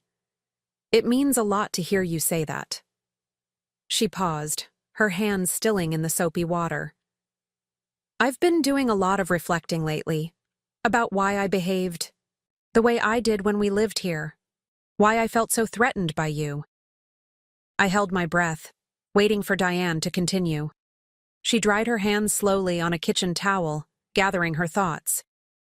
When Thomas and I lost our home, she finally said, I lost more than just a building. I lost my identity, my purpose, my control. For decades, that house was my domain. I knew every corner, chose every fixture, arranged every room exactly how I wanted it. She folded the towel with precise movements. Then suddenly it was gone, and we were here, in your space, where nothing was mine to control. I leaned against the counter, recognizing the courage it took for her to speak so candidly. That must have been difficult. It was, she admitted, but that doesn't excuse how I behaved. My therapist says I've spent my whole life defining myself through external validation, being the perfect wife, the perfect mother, creating the perfect home. When those things were threatened, I lashed out. You tried to reclaim control, I suggested, understanding dawning. By taking over our house. She nodded, looking ashamed. It was easier than facing how empty I felt inside, how little I knew about who I was beyond those roles. The vulnerability in her confession disarmed me. For the first time, I saw not just Diane, the controlling mother-in-law, but a woman struggling with her own demons, her own sense of displacement and loss.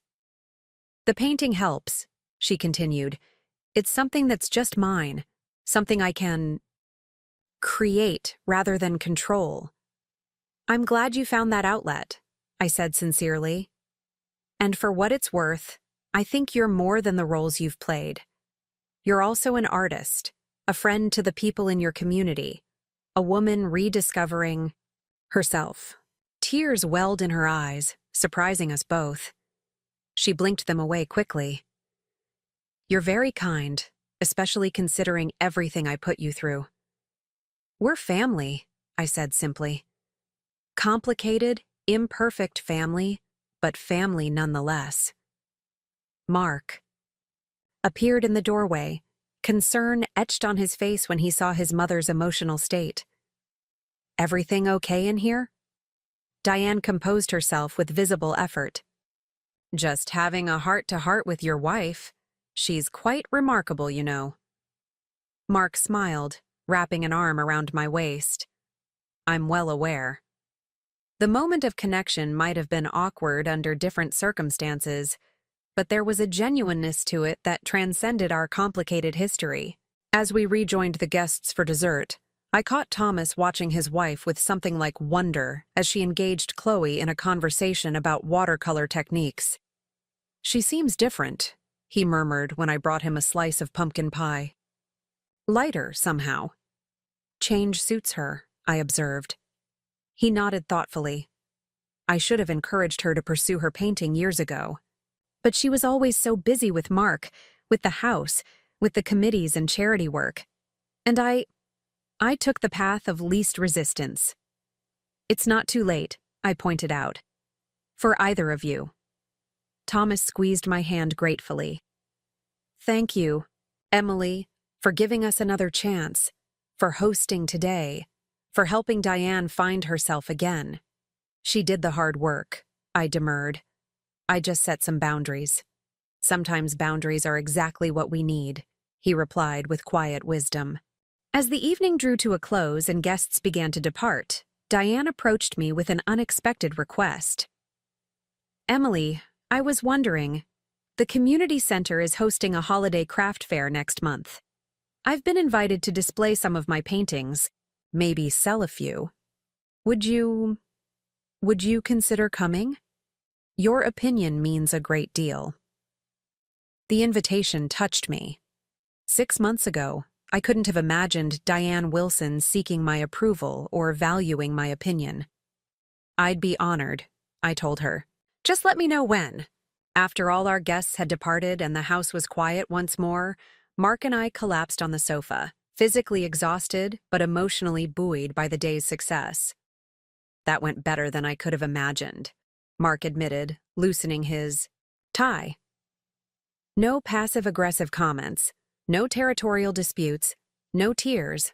Well, except for that moment in the kitchen. What were you and Mom talking about? I shared the essence of our conversation, Mark's expression growing more thoughtful as I relayed Diane's insights about her controlling behavior. She never spoke that openly with me, he marveled, always had to maintain the perfect mother facade. She's discovering who she is beyond being your mother, I explained. It's probably easier to be vulnerable with me than with you. She doesn't have decades of established patterns to overcome. Mark pulled me closer. Well, whatever the reason, I'm grateful. Seeing her like this, more authentic, less controlling, it's like getting to know a new version of my mother. One I might actually enjoy spending time with. Don't get too comfortable, I warned playfully. She's still Diane. There will be backsliding moments when the old patterns resurface. I know, he acknowledged. But now we know it's possible. For her to change, to grow. That makes all the difference. I rested my head on his shoulder, reflecting on how far we'd all come from those fraught days of territorial battles and property deed revelations. The journey wasn't over, family healing never is, but the path forward seemed clearer, more hopeful than I could have imagined during those dark times. Winter arrived with a vengeance the following week, bringing ice storms and power outages across Mapleton. Our neighborhood was particularly hard hit, with tree limbs crashing onto power lines and roads becoming treacherously slick. Mark and I were fortunate. Our house had a gas fireplace that provided warmth despite the electrical outage, and we'd stocked up on essentials before the worst of the weather hit. On the second evening without power, Mark received a concerning call from Thomas. The heat's out at Silvercrest, he reported after hanging up. The backup generators are only powering emergency lighting and elevators. Most residents are gathering in the community room where they've set up temporary heaters, but it's getting quite cold. Concern flickered across my mind. They can't stay there if there's no heat. The temperature's supposed to drop below freezing tonight. Mark nodded grimly. Dad mentioned that some residents are being picked up by family members. We both knew where this was heading, even before he voiced the question. Would it be all right if they stayed here until their power's restored? Just for a night or 2 at most. 6 months ago, this request would have filled me with dread, triggering memories of their extended, temporary stay. But circumstances had changed. We'd all changed. Of course they should stay here, I said without hesitation. It's dangerously cold out there. Call them back and tell them to pack an overnight bag. I'll make up the guest room. Relief and gratitude washed over Mark's face. Thank you. I'll go pick them up right now. Their car's blocked in by fallen branches. As Mark bundled up and headed out into the storm, I prepared the guest room, putting fresh sheets on the bed and setting out extra blankets. I found myself arranging things with extra care, wanting them to feel comfortable without feeling like they were reclaiming territory. This visit was different, an emergency, not an invasion. And they were different too. When Mark returned with his parents an hour later, they looked cold, tired, and noticeably uncomfortable about imposing. Diane clutched a small overnight bag, her expression caught between gratitude and anxiety. "I'm so sorry about this," she began as she stepped inside, snowflakes melting on her coat. "We wouldn't have asked if there were any other option." "Don't apologize," I insisted, taking their coats. "It's freezing out there. Of course you should be somewhere warm." Thomas's normally ruddy complexion was pale with cold. "Half the complex, eh? Is without heat. They're talking about evacuating the most vulnerable residents to a shelter if it's not fixed by morning." "Well, you won't be going to any shelter," Mark assured him, guiding them toward the fireplace. "You'll stay here as long as necessary." I brought them hot tea, noticing how Diane perched tentatively on the edge of the sofa, careful not to spread out or make herself too comfortable. The contrast with her previous behavior couldn't have been more stark. "We've made up the guest room for you," I told them. "It should be cozy enough with the extra blankets. The house is staying reasonably warm with the fireplace, but let us know if you need anything else." "This is very kind," Thomas said, his hands wrapped gratefully around the steaming mug. Diane nodded agreement. "We'll try not to be in your way." Her statement, so contrary to her previous attitude of entitled occupation, brought a smile to my face. "You're not in our way. You're family seeking shelter during an emergency. There's a difference." We spent the evening gathered around the fireplace, playing board games by candlelight and sharing stories. Without electricity to power televisions or charge phones, we were forced into genuine conversation. It was surprisingly pleasant, unmarred by the tension that had characterized our previous cohabitation. When Diane and Thomas retired to the guest room around 10, Mark pulled me into a tight hug. "Thank you for this," he whispered, "for making them welcome without reservation." "It's what decent people do," I replied. "Besides, they're different. Now, you can see it in how they carry themselves, how they interact with us and each other." "I know," he agreed. "It's almost strange seeing Mom so careful, so conscious of boundaries." We slept soundly despite the howling wind outside, and I woke the next morning to the scent of coffee brewing. I found Diane in the kitchen, having figured out how to use our French press without electricity. "I hope you don't mind," she said, when she saw me. "Thomas and I are early risers, and I thought coffee might be welcome." "Mind?" "I'm grateful," I replied, accepting the mug she offered. "I'm useless before caffeine." She smiled tentatively.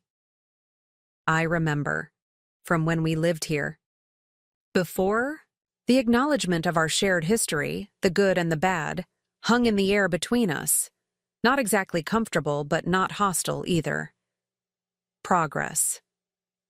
"I want you to know," she continued, her eyes fixed on her coffee mug, "that I'm very aware of the difference between this visit and the last time we stayed here. I understand that this is temporary, a genuine emergency, and that you've been incredibly generous to welcome us." "I appreciate that," I said simply, "and I hope you know that in a true emergency, you can always turn to us. Family supports each other when it matters." Her eyes met mine, a flicker of surprise giving way to understanding. "Yes, when it matters. Not when it's convenient or serves one's own purposes." "Exactly," I agreed, touched by her insight. The power remained out for 2 more days, during which time Diane and Thomas proved to be considerate guests. They helped with meal preparation, kept their belongings confined to the guest room, and made a point of giving Mark and me privacy each evening. When word finally came that electricity had been restored at Silvercrest, they packed their bags without being asked, clearly intent on honoring the temporary nature of the arrangement. "You're welcome to stay for dinner before you go," I offered as Mark prepared to drive them home. "It's no trouble." "That's very kind," Thomas replied, "but we've imposed enough. Besides, we should check on our apartment, make sure nothing was damaged during the outage." Diane nodded agreement. Perhaps we could have you over for dinner. Next weekend instead? I've been practicing a new recipe I'd like to share. The invitation, natural, without agenda or manipulation, felt like another small victory. We'd like that, I accepted, exchanging a smile with Mark. As they prepared to leave, Diane surprised me with a brief hug. Thank you, Emily. For everything. The simple gesture and heartfelt words meant more than elaborate apologies or grand gestures ever could. We had turned a corner in our relationship, moving from adversaries to something approaching friendship. The winter months passed with a new rhythm to our family interactions. Sunday dinners alternated between our house and Diane and Thomas's apartment. Occasionally we met at restaurants, neutral territory where everyone seemed more relaxed. Diane continued her watercolor classes, displaying growing confidence in her artistic abilities. Thomas joined a book club at the local library, developing interests separate from his wife for perhaps the first time in their marriage. Mark and I continued our own therapy, individually and as a couple, working through the patterns that had contributed to our near-marital disaster. He became more assertive about his needs and boundaries, not just with his mother, but in all aspects of his life. I learned to voice concerns earlier rather than silently accommodating until resentment built to a breaking point. When spring arrived, bringing the anniversary of the property deed revelation that had started our family reckoning, Mark suggested a significant gesture. I've been thinking, he said one evening as we sat on the back porch, watching the first fireflies of the season. It's been almost a year since everything happened with the house and my parents. A year of enormous change, I agreed, sipping my wine. I was wondering, would you be open to adding my name to the property deed now? Not because I feel entitled to it, he added quickly, but as a symbol of our partnership, of how far we've come in rebuilding trust. The request surprised me. In the aftermath of the conflict, neither of us had mentioned the deed that had sparked such turmoil. I'd almost forgotten that the house remained solely in my name. Are you sure? I asked. After everything that happened, I wouldn't blame you if you preferred to keep it in my name. A sort of insurance policy. Mark shook his head. I don't want insurance policies between us, Em. I want partnership. Equal commitment, equal responsibility. He reached for my hand. But only if you're comfortable with it. I understand if you're not ready. I considered his request, searching my feelings for any hesitation or doubt. Finding none, I squeezed his hand. I think it's time. Let's call the lawyer next week and make it happen. His smile was radiant. Really? You're sure? I'm sure about us, I answered truthfully. About our marriage, our future. The deed is just a piece of paper. It's the trust behind it that matters.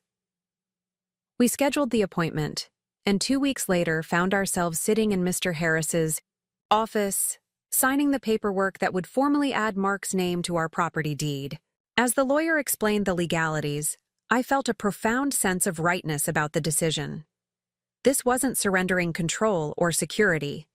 It was embracing our partnership with renewed commitment. Should we tell your parents? I asked, as we left the office. About adding your name to the deed? Mark considered the question. Maybe in passing. Not as a big announcement. That might stir up old feelings better left undisturbed. But I don't want to hide it either. The opportunity arose naturally the following Sunday when we hosted Diane and Thomas for dinner. As we finished dessert, Thomas mentioned a neighbor at Silvercrest who was battling with their adult children over property ownership. Inheritance disputes can tear families apart, he observed. We've been fortunate to avoid that. Speaking of property matters, Mark said casually, Emily and I finalized some paperwork this week. My name is now officially on our house deed. I watched Diane carefully, curious how she would react to news that might once have triggered controlling behavior. She paused, fork halfway to her mouth, then set it down deliberately. That's wonderful, she said after a moment. It's important for couples to have clear legal standing on their shared assets. No passive-aggressive comments. No veiled references to the past conflict. No attempts to insert herself into our financial decisions.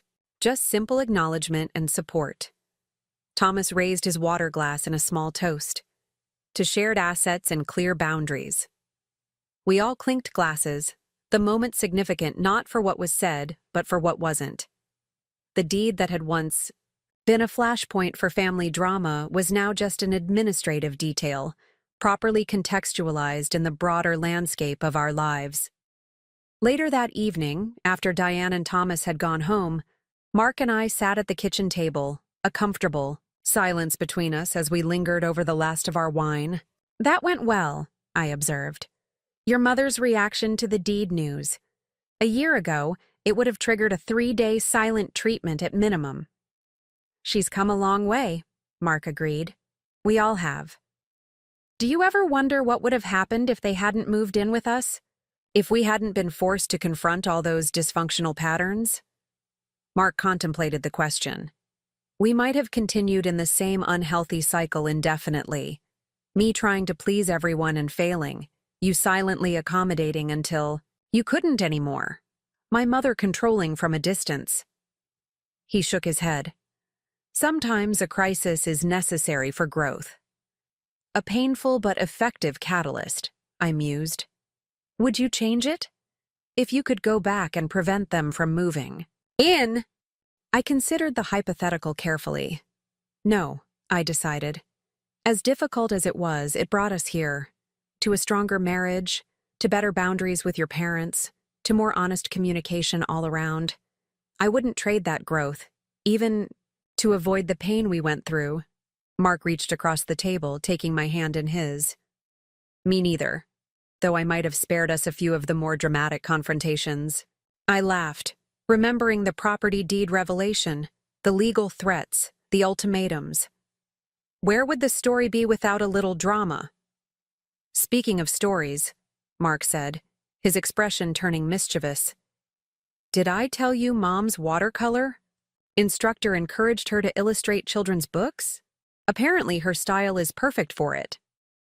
Diane Wilson, children's book illustrator, I pondered, imagining my once fearsome mother-in-law channeling her creativity into stories for kids. I can actually see that working for her.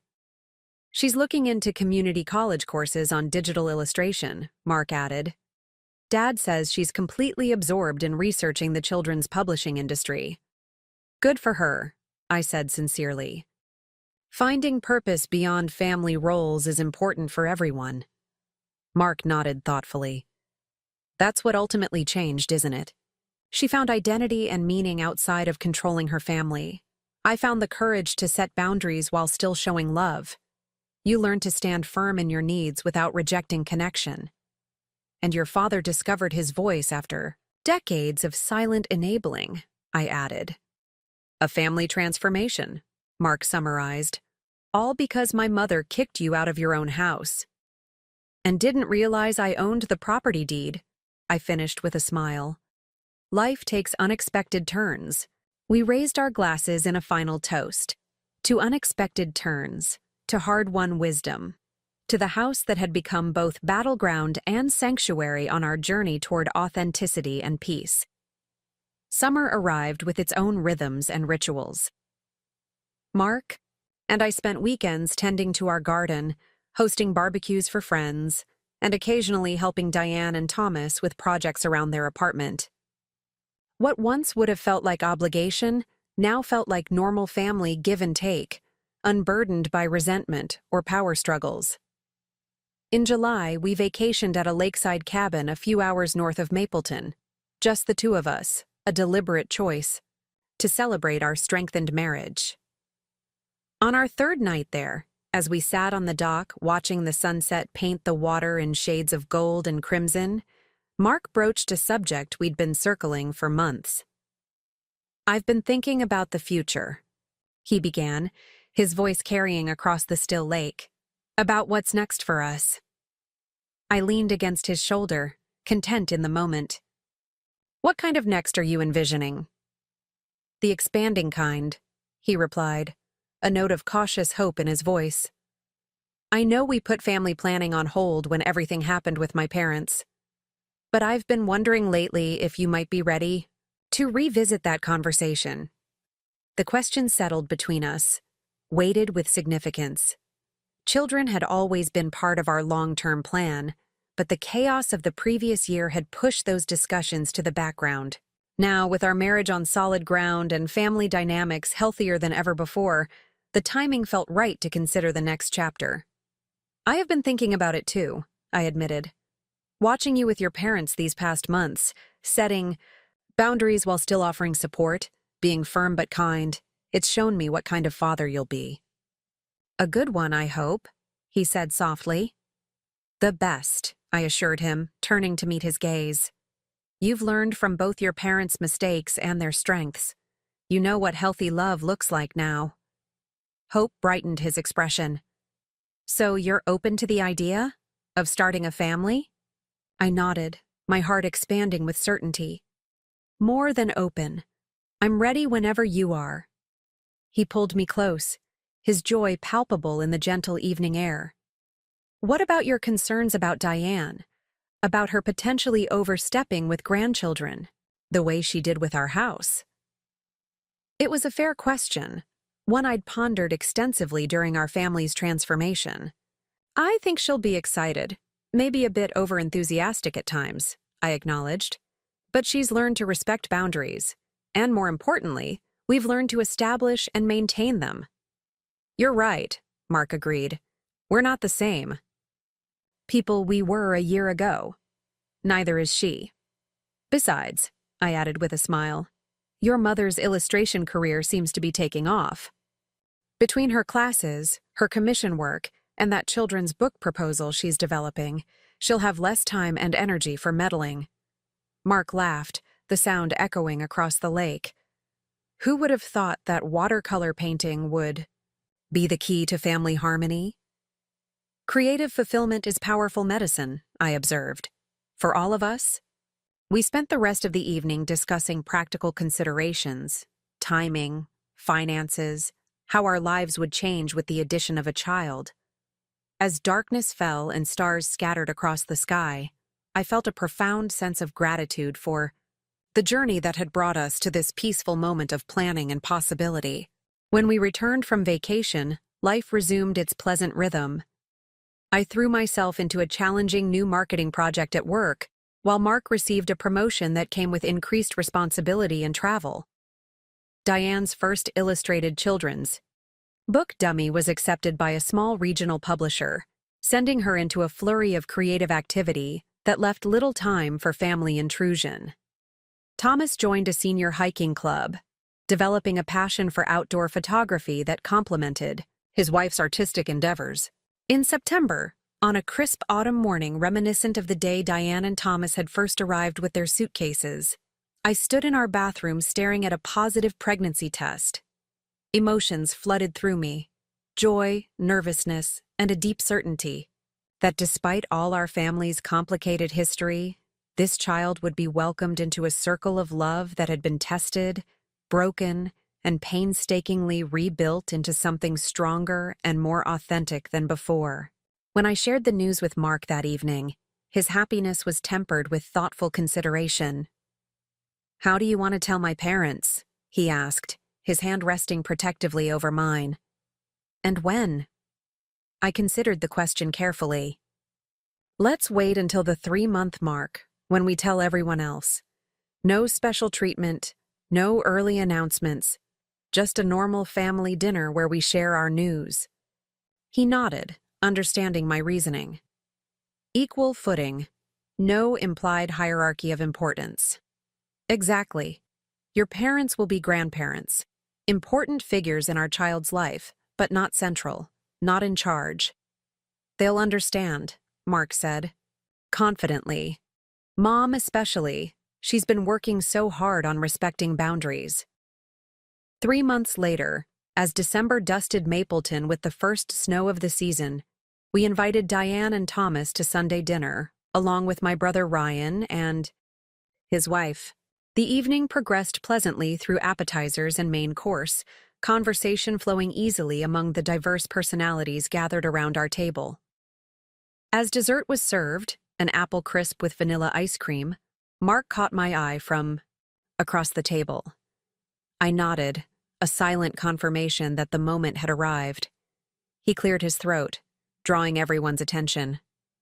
Before we dig into dessert, Emily and I have some news we'd like to share.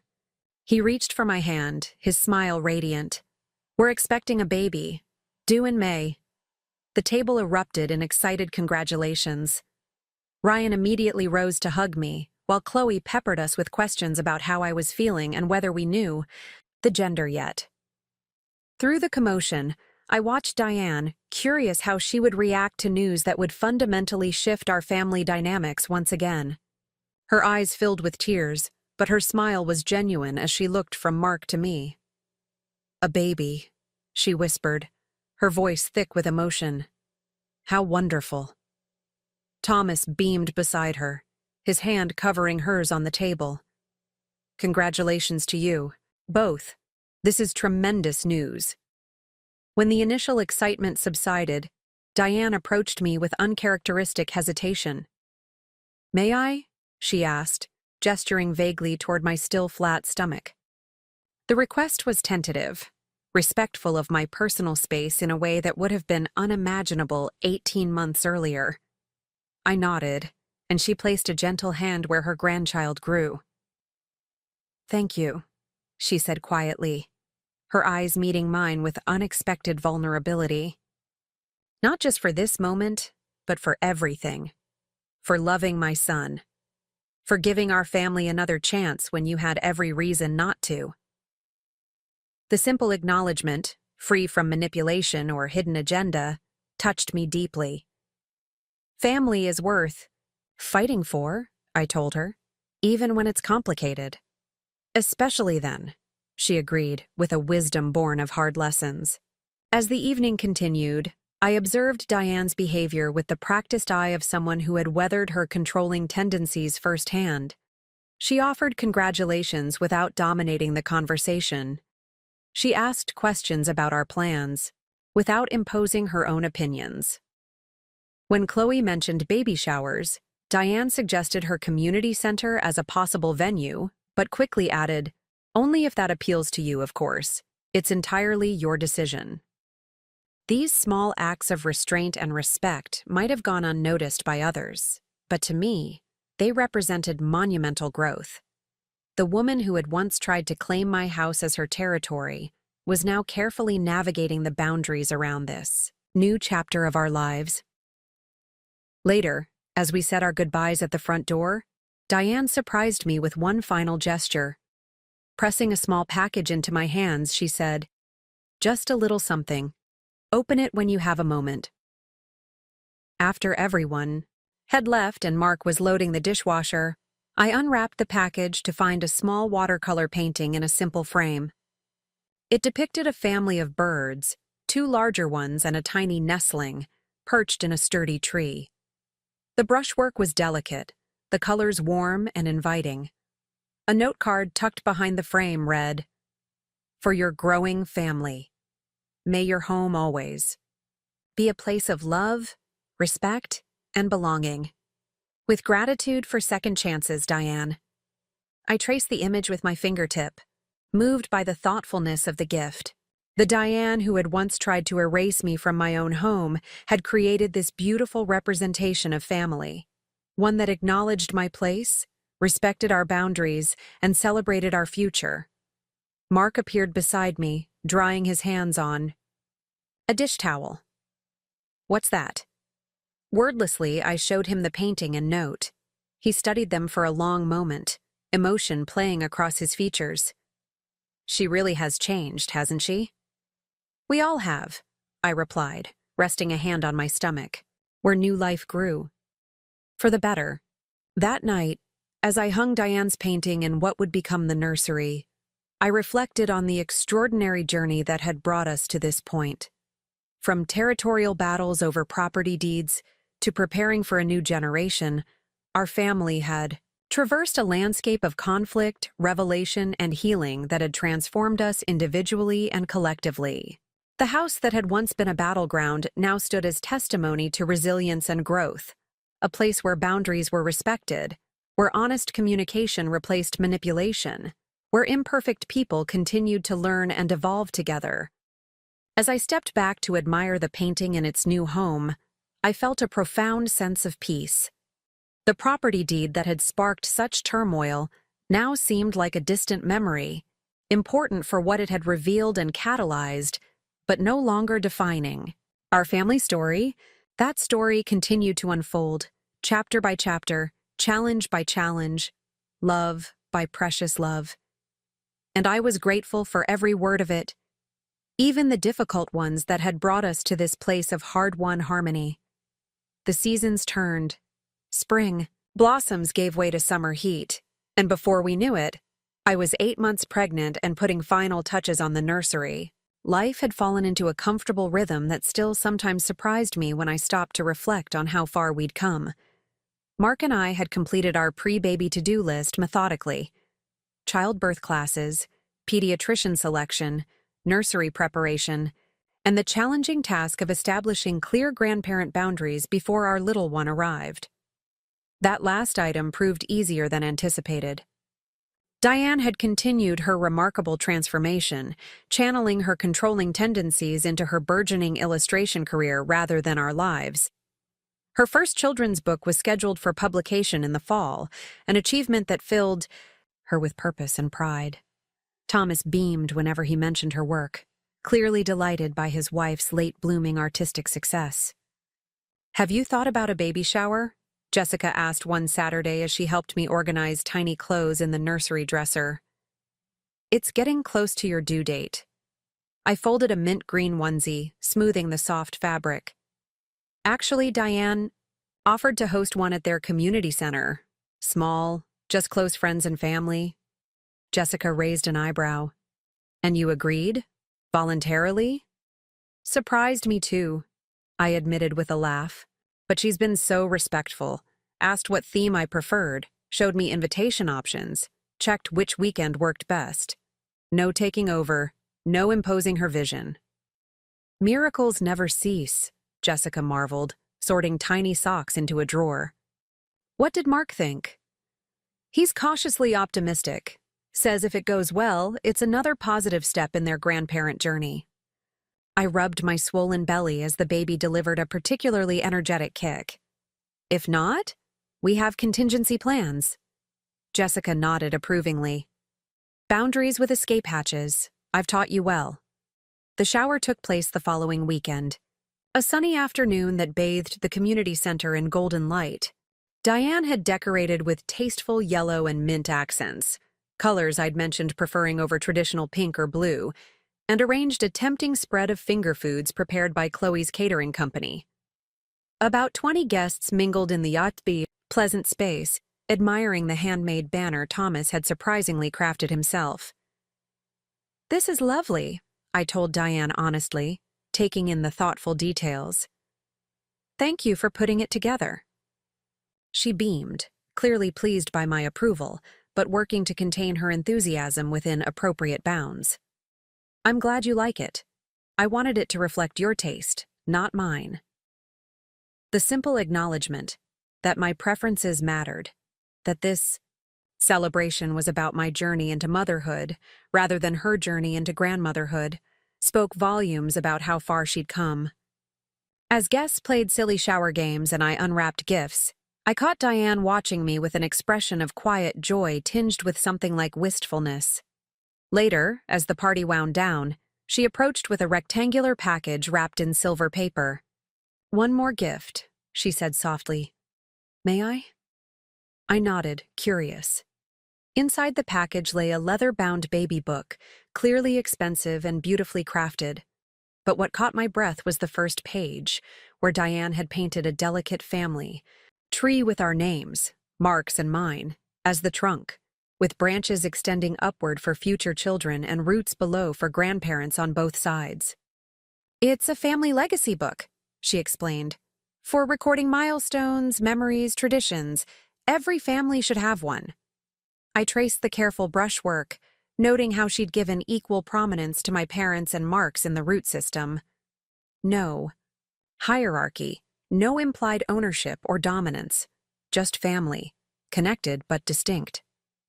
It's beautiful, I said, genuinely touched. I thought perhaps... She hesitated, then pressed on. Perhaps we could work on it together sometimes. You would be in charge, of course, but I could help record memories, add illustrations. Only if you wanted.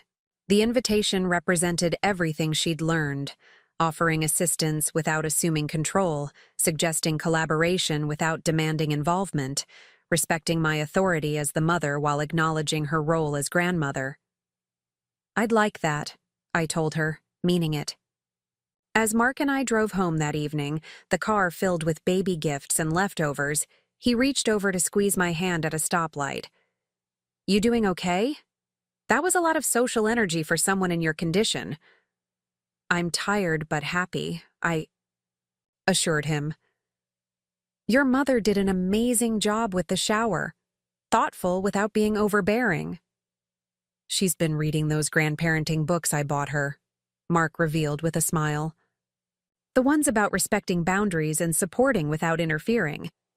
Dad says she's highlighting and taking notes like she's studying for a final exam. The mental image made me laugh. Diane approaching grandmotherhood with the same determined focus she'd once applied to controlling our household. At least she's redirecting that energy positively. She wants to get it right this time, Mark said more seriously. To be the kind of grandmother our child enjoys being around, not one they have to recover from later in therapy.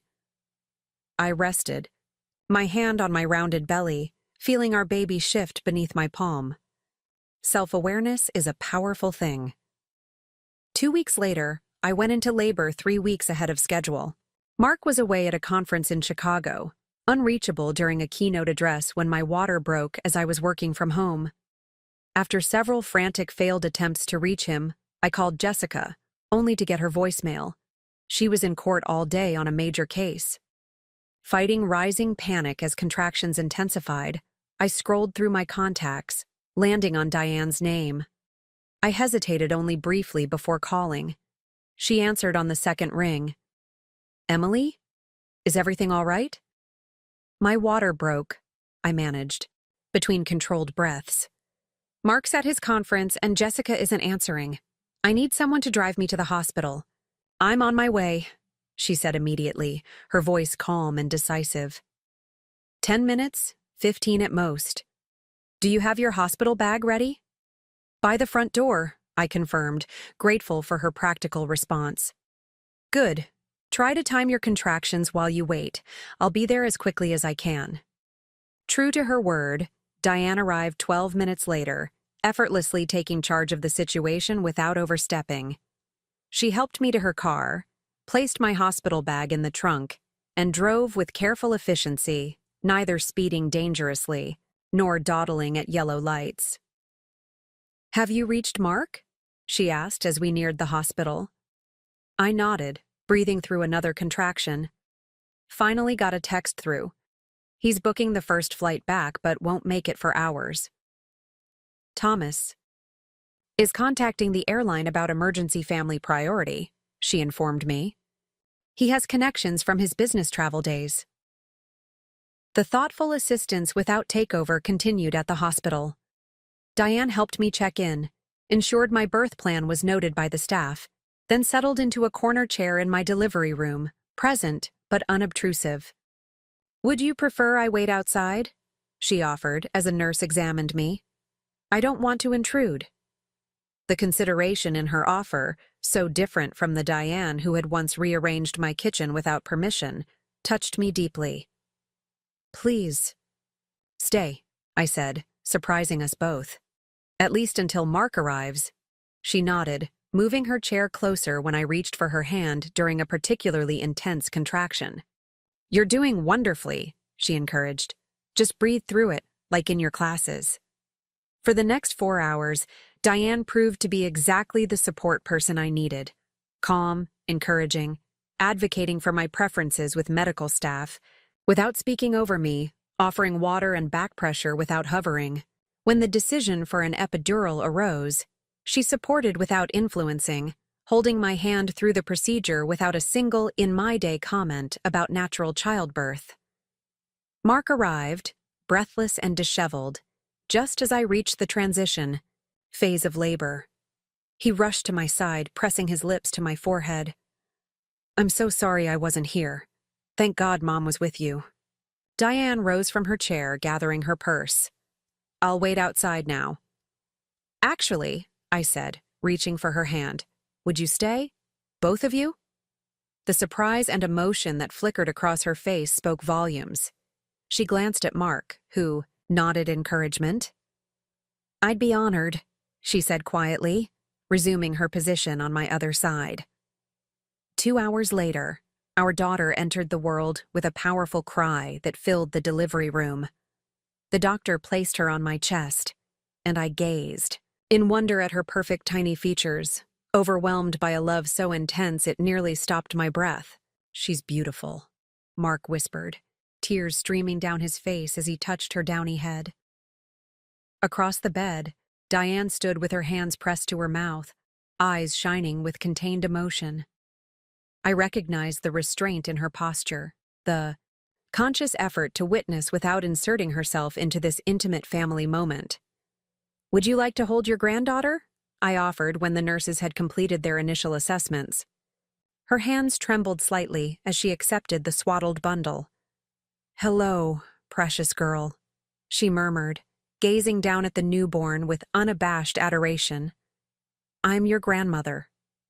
She looked up at me, gratitude shining in her eyes. "Thank you, Emily, for including me in this moment." That night, after Diane and Thomas had gone home and Mark dozed in the recliner beside my hospital bed, I watched our daughter sleeping in the bassinet and reflected on the extraordinary journey that had brought us to this point. The property deed conflict that had seemed so catastrophic at the time had ultimately been the catalyst for deeper understanding, healthier boundaries, and genuine family healing. In the months that followed, Diane continued to surprise us with her commitment to being a supportive grandmother without overstepping. She asked permission before visiting, never showed up unannounced, and offered help without assuming control. When she babysat, she followed our instructions meticulously. When she had suggestions, she phrased them as gentle questions rather than directives. "She's like a completely different person," I remarked to Mark one evening as we watched her, reading to our daughter, her illustrator's sensibilities evident in how she engaged the baby with the book's pictures. "Not different," Mark corrected thoughtfully. "More authentic, maybe, less driven by fear and control." As our daughter grew from newborn to infant to toddler, Diane found her proper place in our family ecosystem. Important, but not central. Influential, but not controlling. Loving, but respectful of boundaries. She doted on her granddaughter without undermining our parenting, celebrated milestones without claiming credit, and navigated the complex terrain of modern grandparenting with remarkable grace. Thomas thrived in his grandfather role, teaching our daughter to identify backyard birds and taking endless photographs of her adventures. Together, he and Diane created a warm, stable grandparent presence that enriched our daughter's life without complicating ours. On our daughter's second birthday, we hosted a small celebration in our backyard. As family and close friends gathered around for cake, I found myself standing beside Diane, watching Mark help our toddler blow out her candles. "I've been meaning to tell you," Diane said quietly. "Thomas and I are considering a move." I turned to her in surprise. "A move? Is everything all right at Silvercrest?" "Everything's fine," she assured me. "But I've been offered an artist residency at a children's book publisher in Portland. 3 months initially, with potential for permanent illustration work afterward." "Diane, that's wonderful news," I said sincerely. "Your career is really taking off." She nodded, a blend of pride and uncertainty in her expression. "It's an amazing opportunity, but Portland is 3 hours away. We wouldn't see you all as often." I heard the unspoken question in her tone. Would this distance damage the relationship we'd all worked so hard to build? Would she lose her connection? To her granddaughter? 3 hours isn't so far, I pointed out gently. We could visit for weekends, and there's video calling for bedtime stories. You wouldn't mind? Us moving farther away? The question revealed how profoundly our relationship had evolved. The Diane who had once tried to take over my house now sought reassurance that physical distance wouldn't sever our family bonds. I think you should pursue your dreams, I told her honestly. Your granddaughter will be proud to know her grandmother is a successful illustrator, and the connection you've built with her is strong enough to withstand some geographic distance. Relief softened her features. Thank you, Emily, for understanding, for everything, really. As guests gathered for a group photo, I reflected on the extraordinary journey our family had traveled. The crisis that had begun with property deeds and territorial disputes had ultimately forged stronger, healthier relationships built on authenticity, rather than obligation. We had all found our proper places in the family constellation, connected but distinct, supportive without suffocating, loving without controlling. 6 months later, we traveled to Portland for the launch of Diane's first major children's book as lead illustrator. The local bookstore was filled with admirers as she read from the colorful pages, our daughter perched on Mark's shoulders to see her grandmother in the spotlight. Gamma draw, she announced proudly to anyone who would listen, pointing to Diane, at the signing table. Later, at dinner in Diane and Thomas's new apartment overlooking a tree-lined Portland street, I presented them with a special gift, a framed document that had once been the source of so much conflict. Our property deed, Mark questioned, confused as his parents unwrapped it. The original, yes, I confirmed. I had our lawyer draw up a new one when we added your name last year. This one is just a memento now. Diane's fingers traced the paper that had once represented threat and loss to her. Why give this to us? Because it marks the beginning of our real family story, I explained. Not the wedding or the house purchase or even our daughter's birth, but the moment when everything fell apart and we had to decide whether to rebuild something better from the pieces. Thomas nodded, understanding. The breaking point that became a turning point. Exactly, I agreed. We could have let that conflict destroy our family. Instead, it transformed us. Diane wiped a tear from her cheek. I was so afraid of losing my place in Mark's life that I nearly guaranteed exactly that outcome. If you hadn't stood your ground, Emily, if we all hadn't done the hard work afterward, I corrected gently. Standing my ground was just the beginning. What matters is how we all chose to grow. As the evening continued, I watched my daughter play happily with the grandparents who had learned to love without possessing, to support without controlling, to belong without dominating. The property deed that had once symbolized ownership and territory now represented something far more valuable, the foundation upon which we had built a family defined by respect, authenticity, and love. Later that night, in our hotel room, Mark pulled me close as we drifted toward sleep. That was a beautiful gesture, he murmured against my hair. Giving them the deed. It felt right, I replied. That chapter of our story is complete. The deed served its purpose. Did you ever imagine, back when everything was falling apart, that we'd end up here? With my mother pursuing an art career in Portland, my father taking nature photography classes, and us stronger than ever. I considered his question, thinking back to those dark days of conflict and ultimatums. No, I admitted. I was just trying to reclaim my home, my marriage.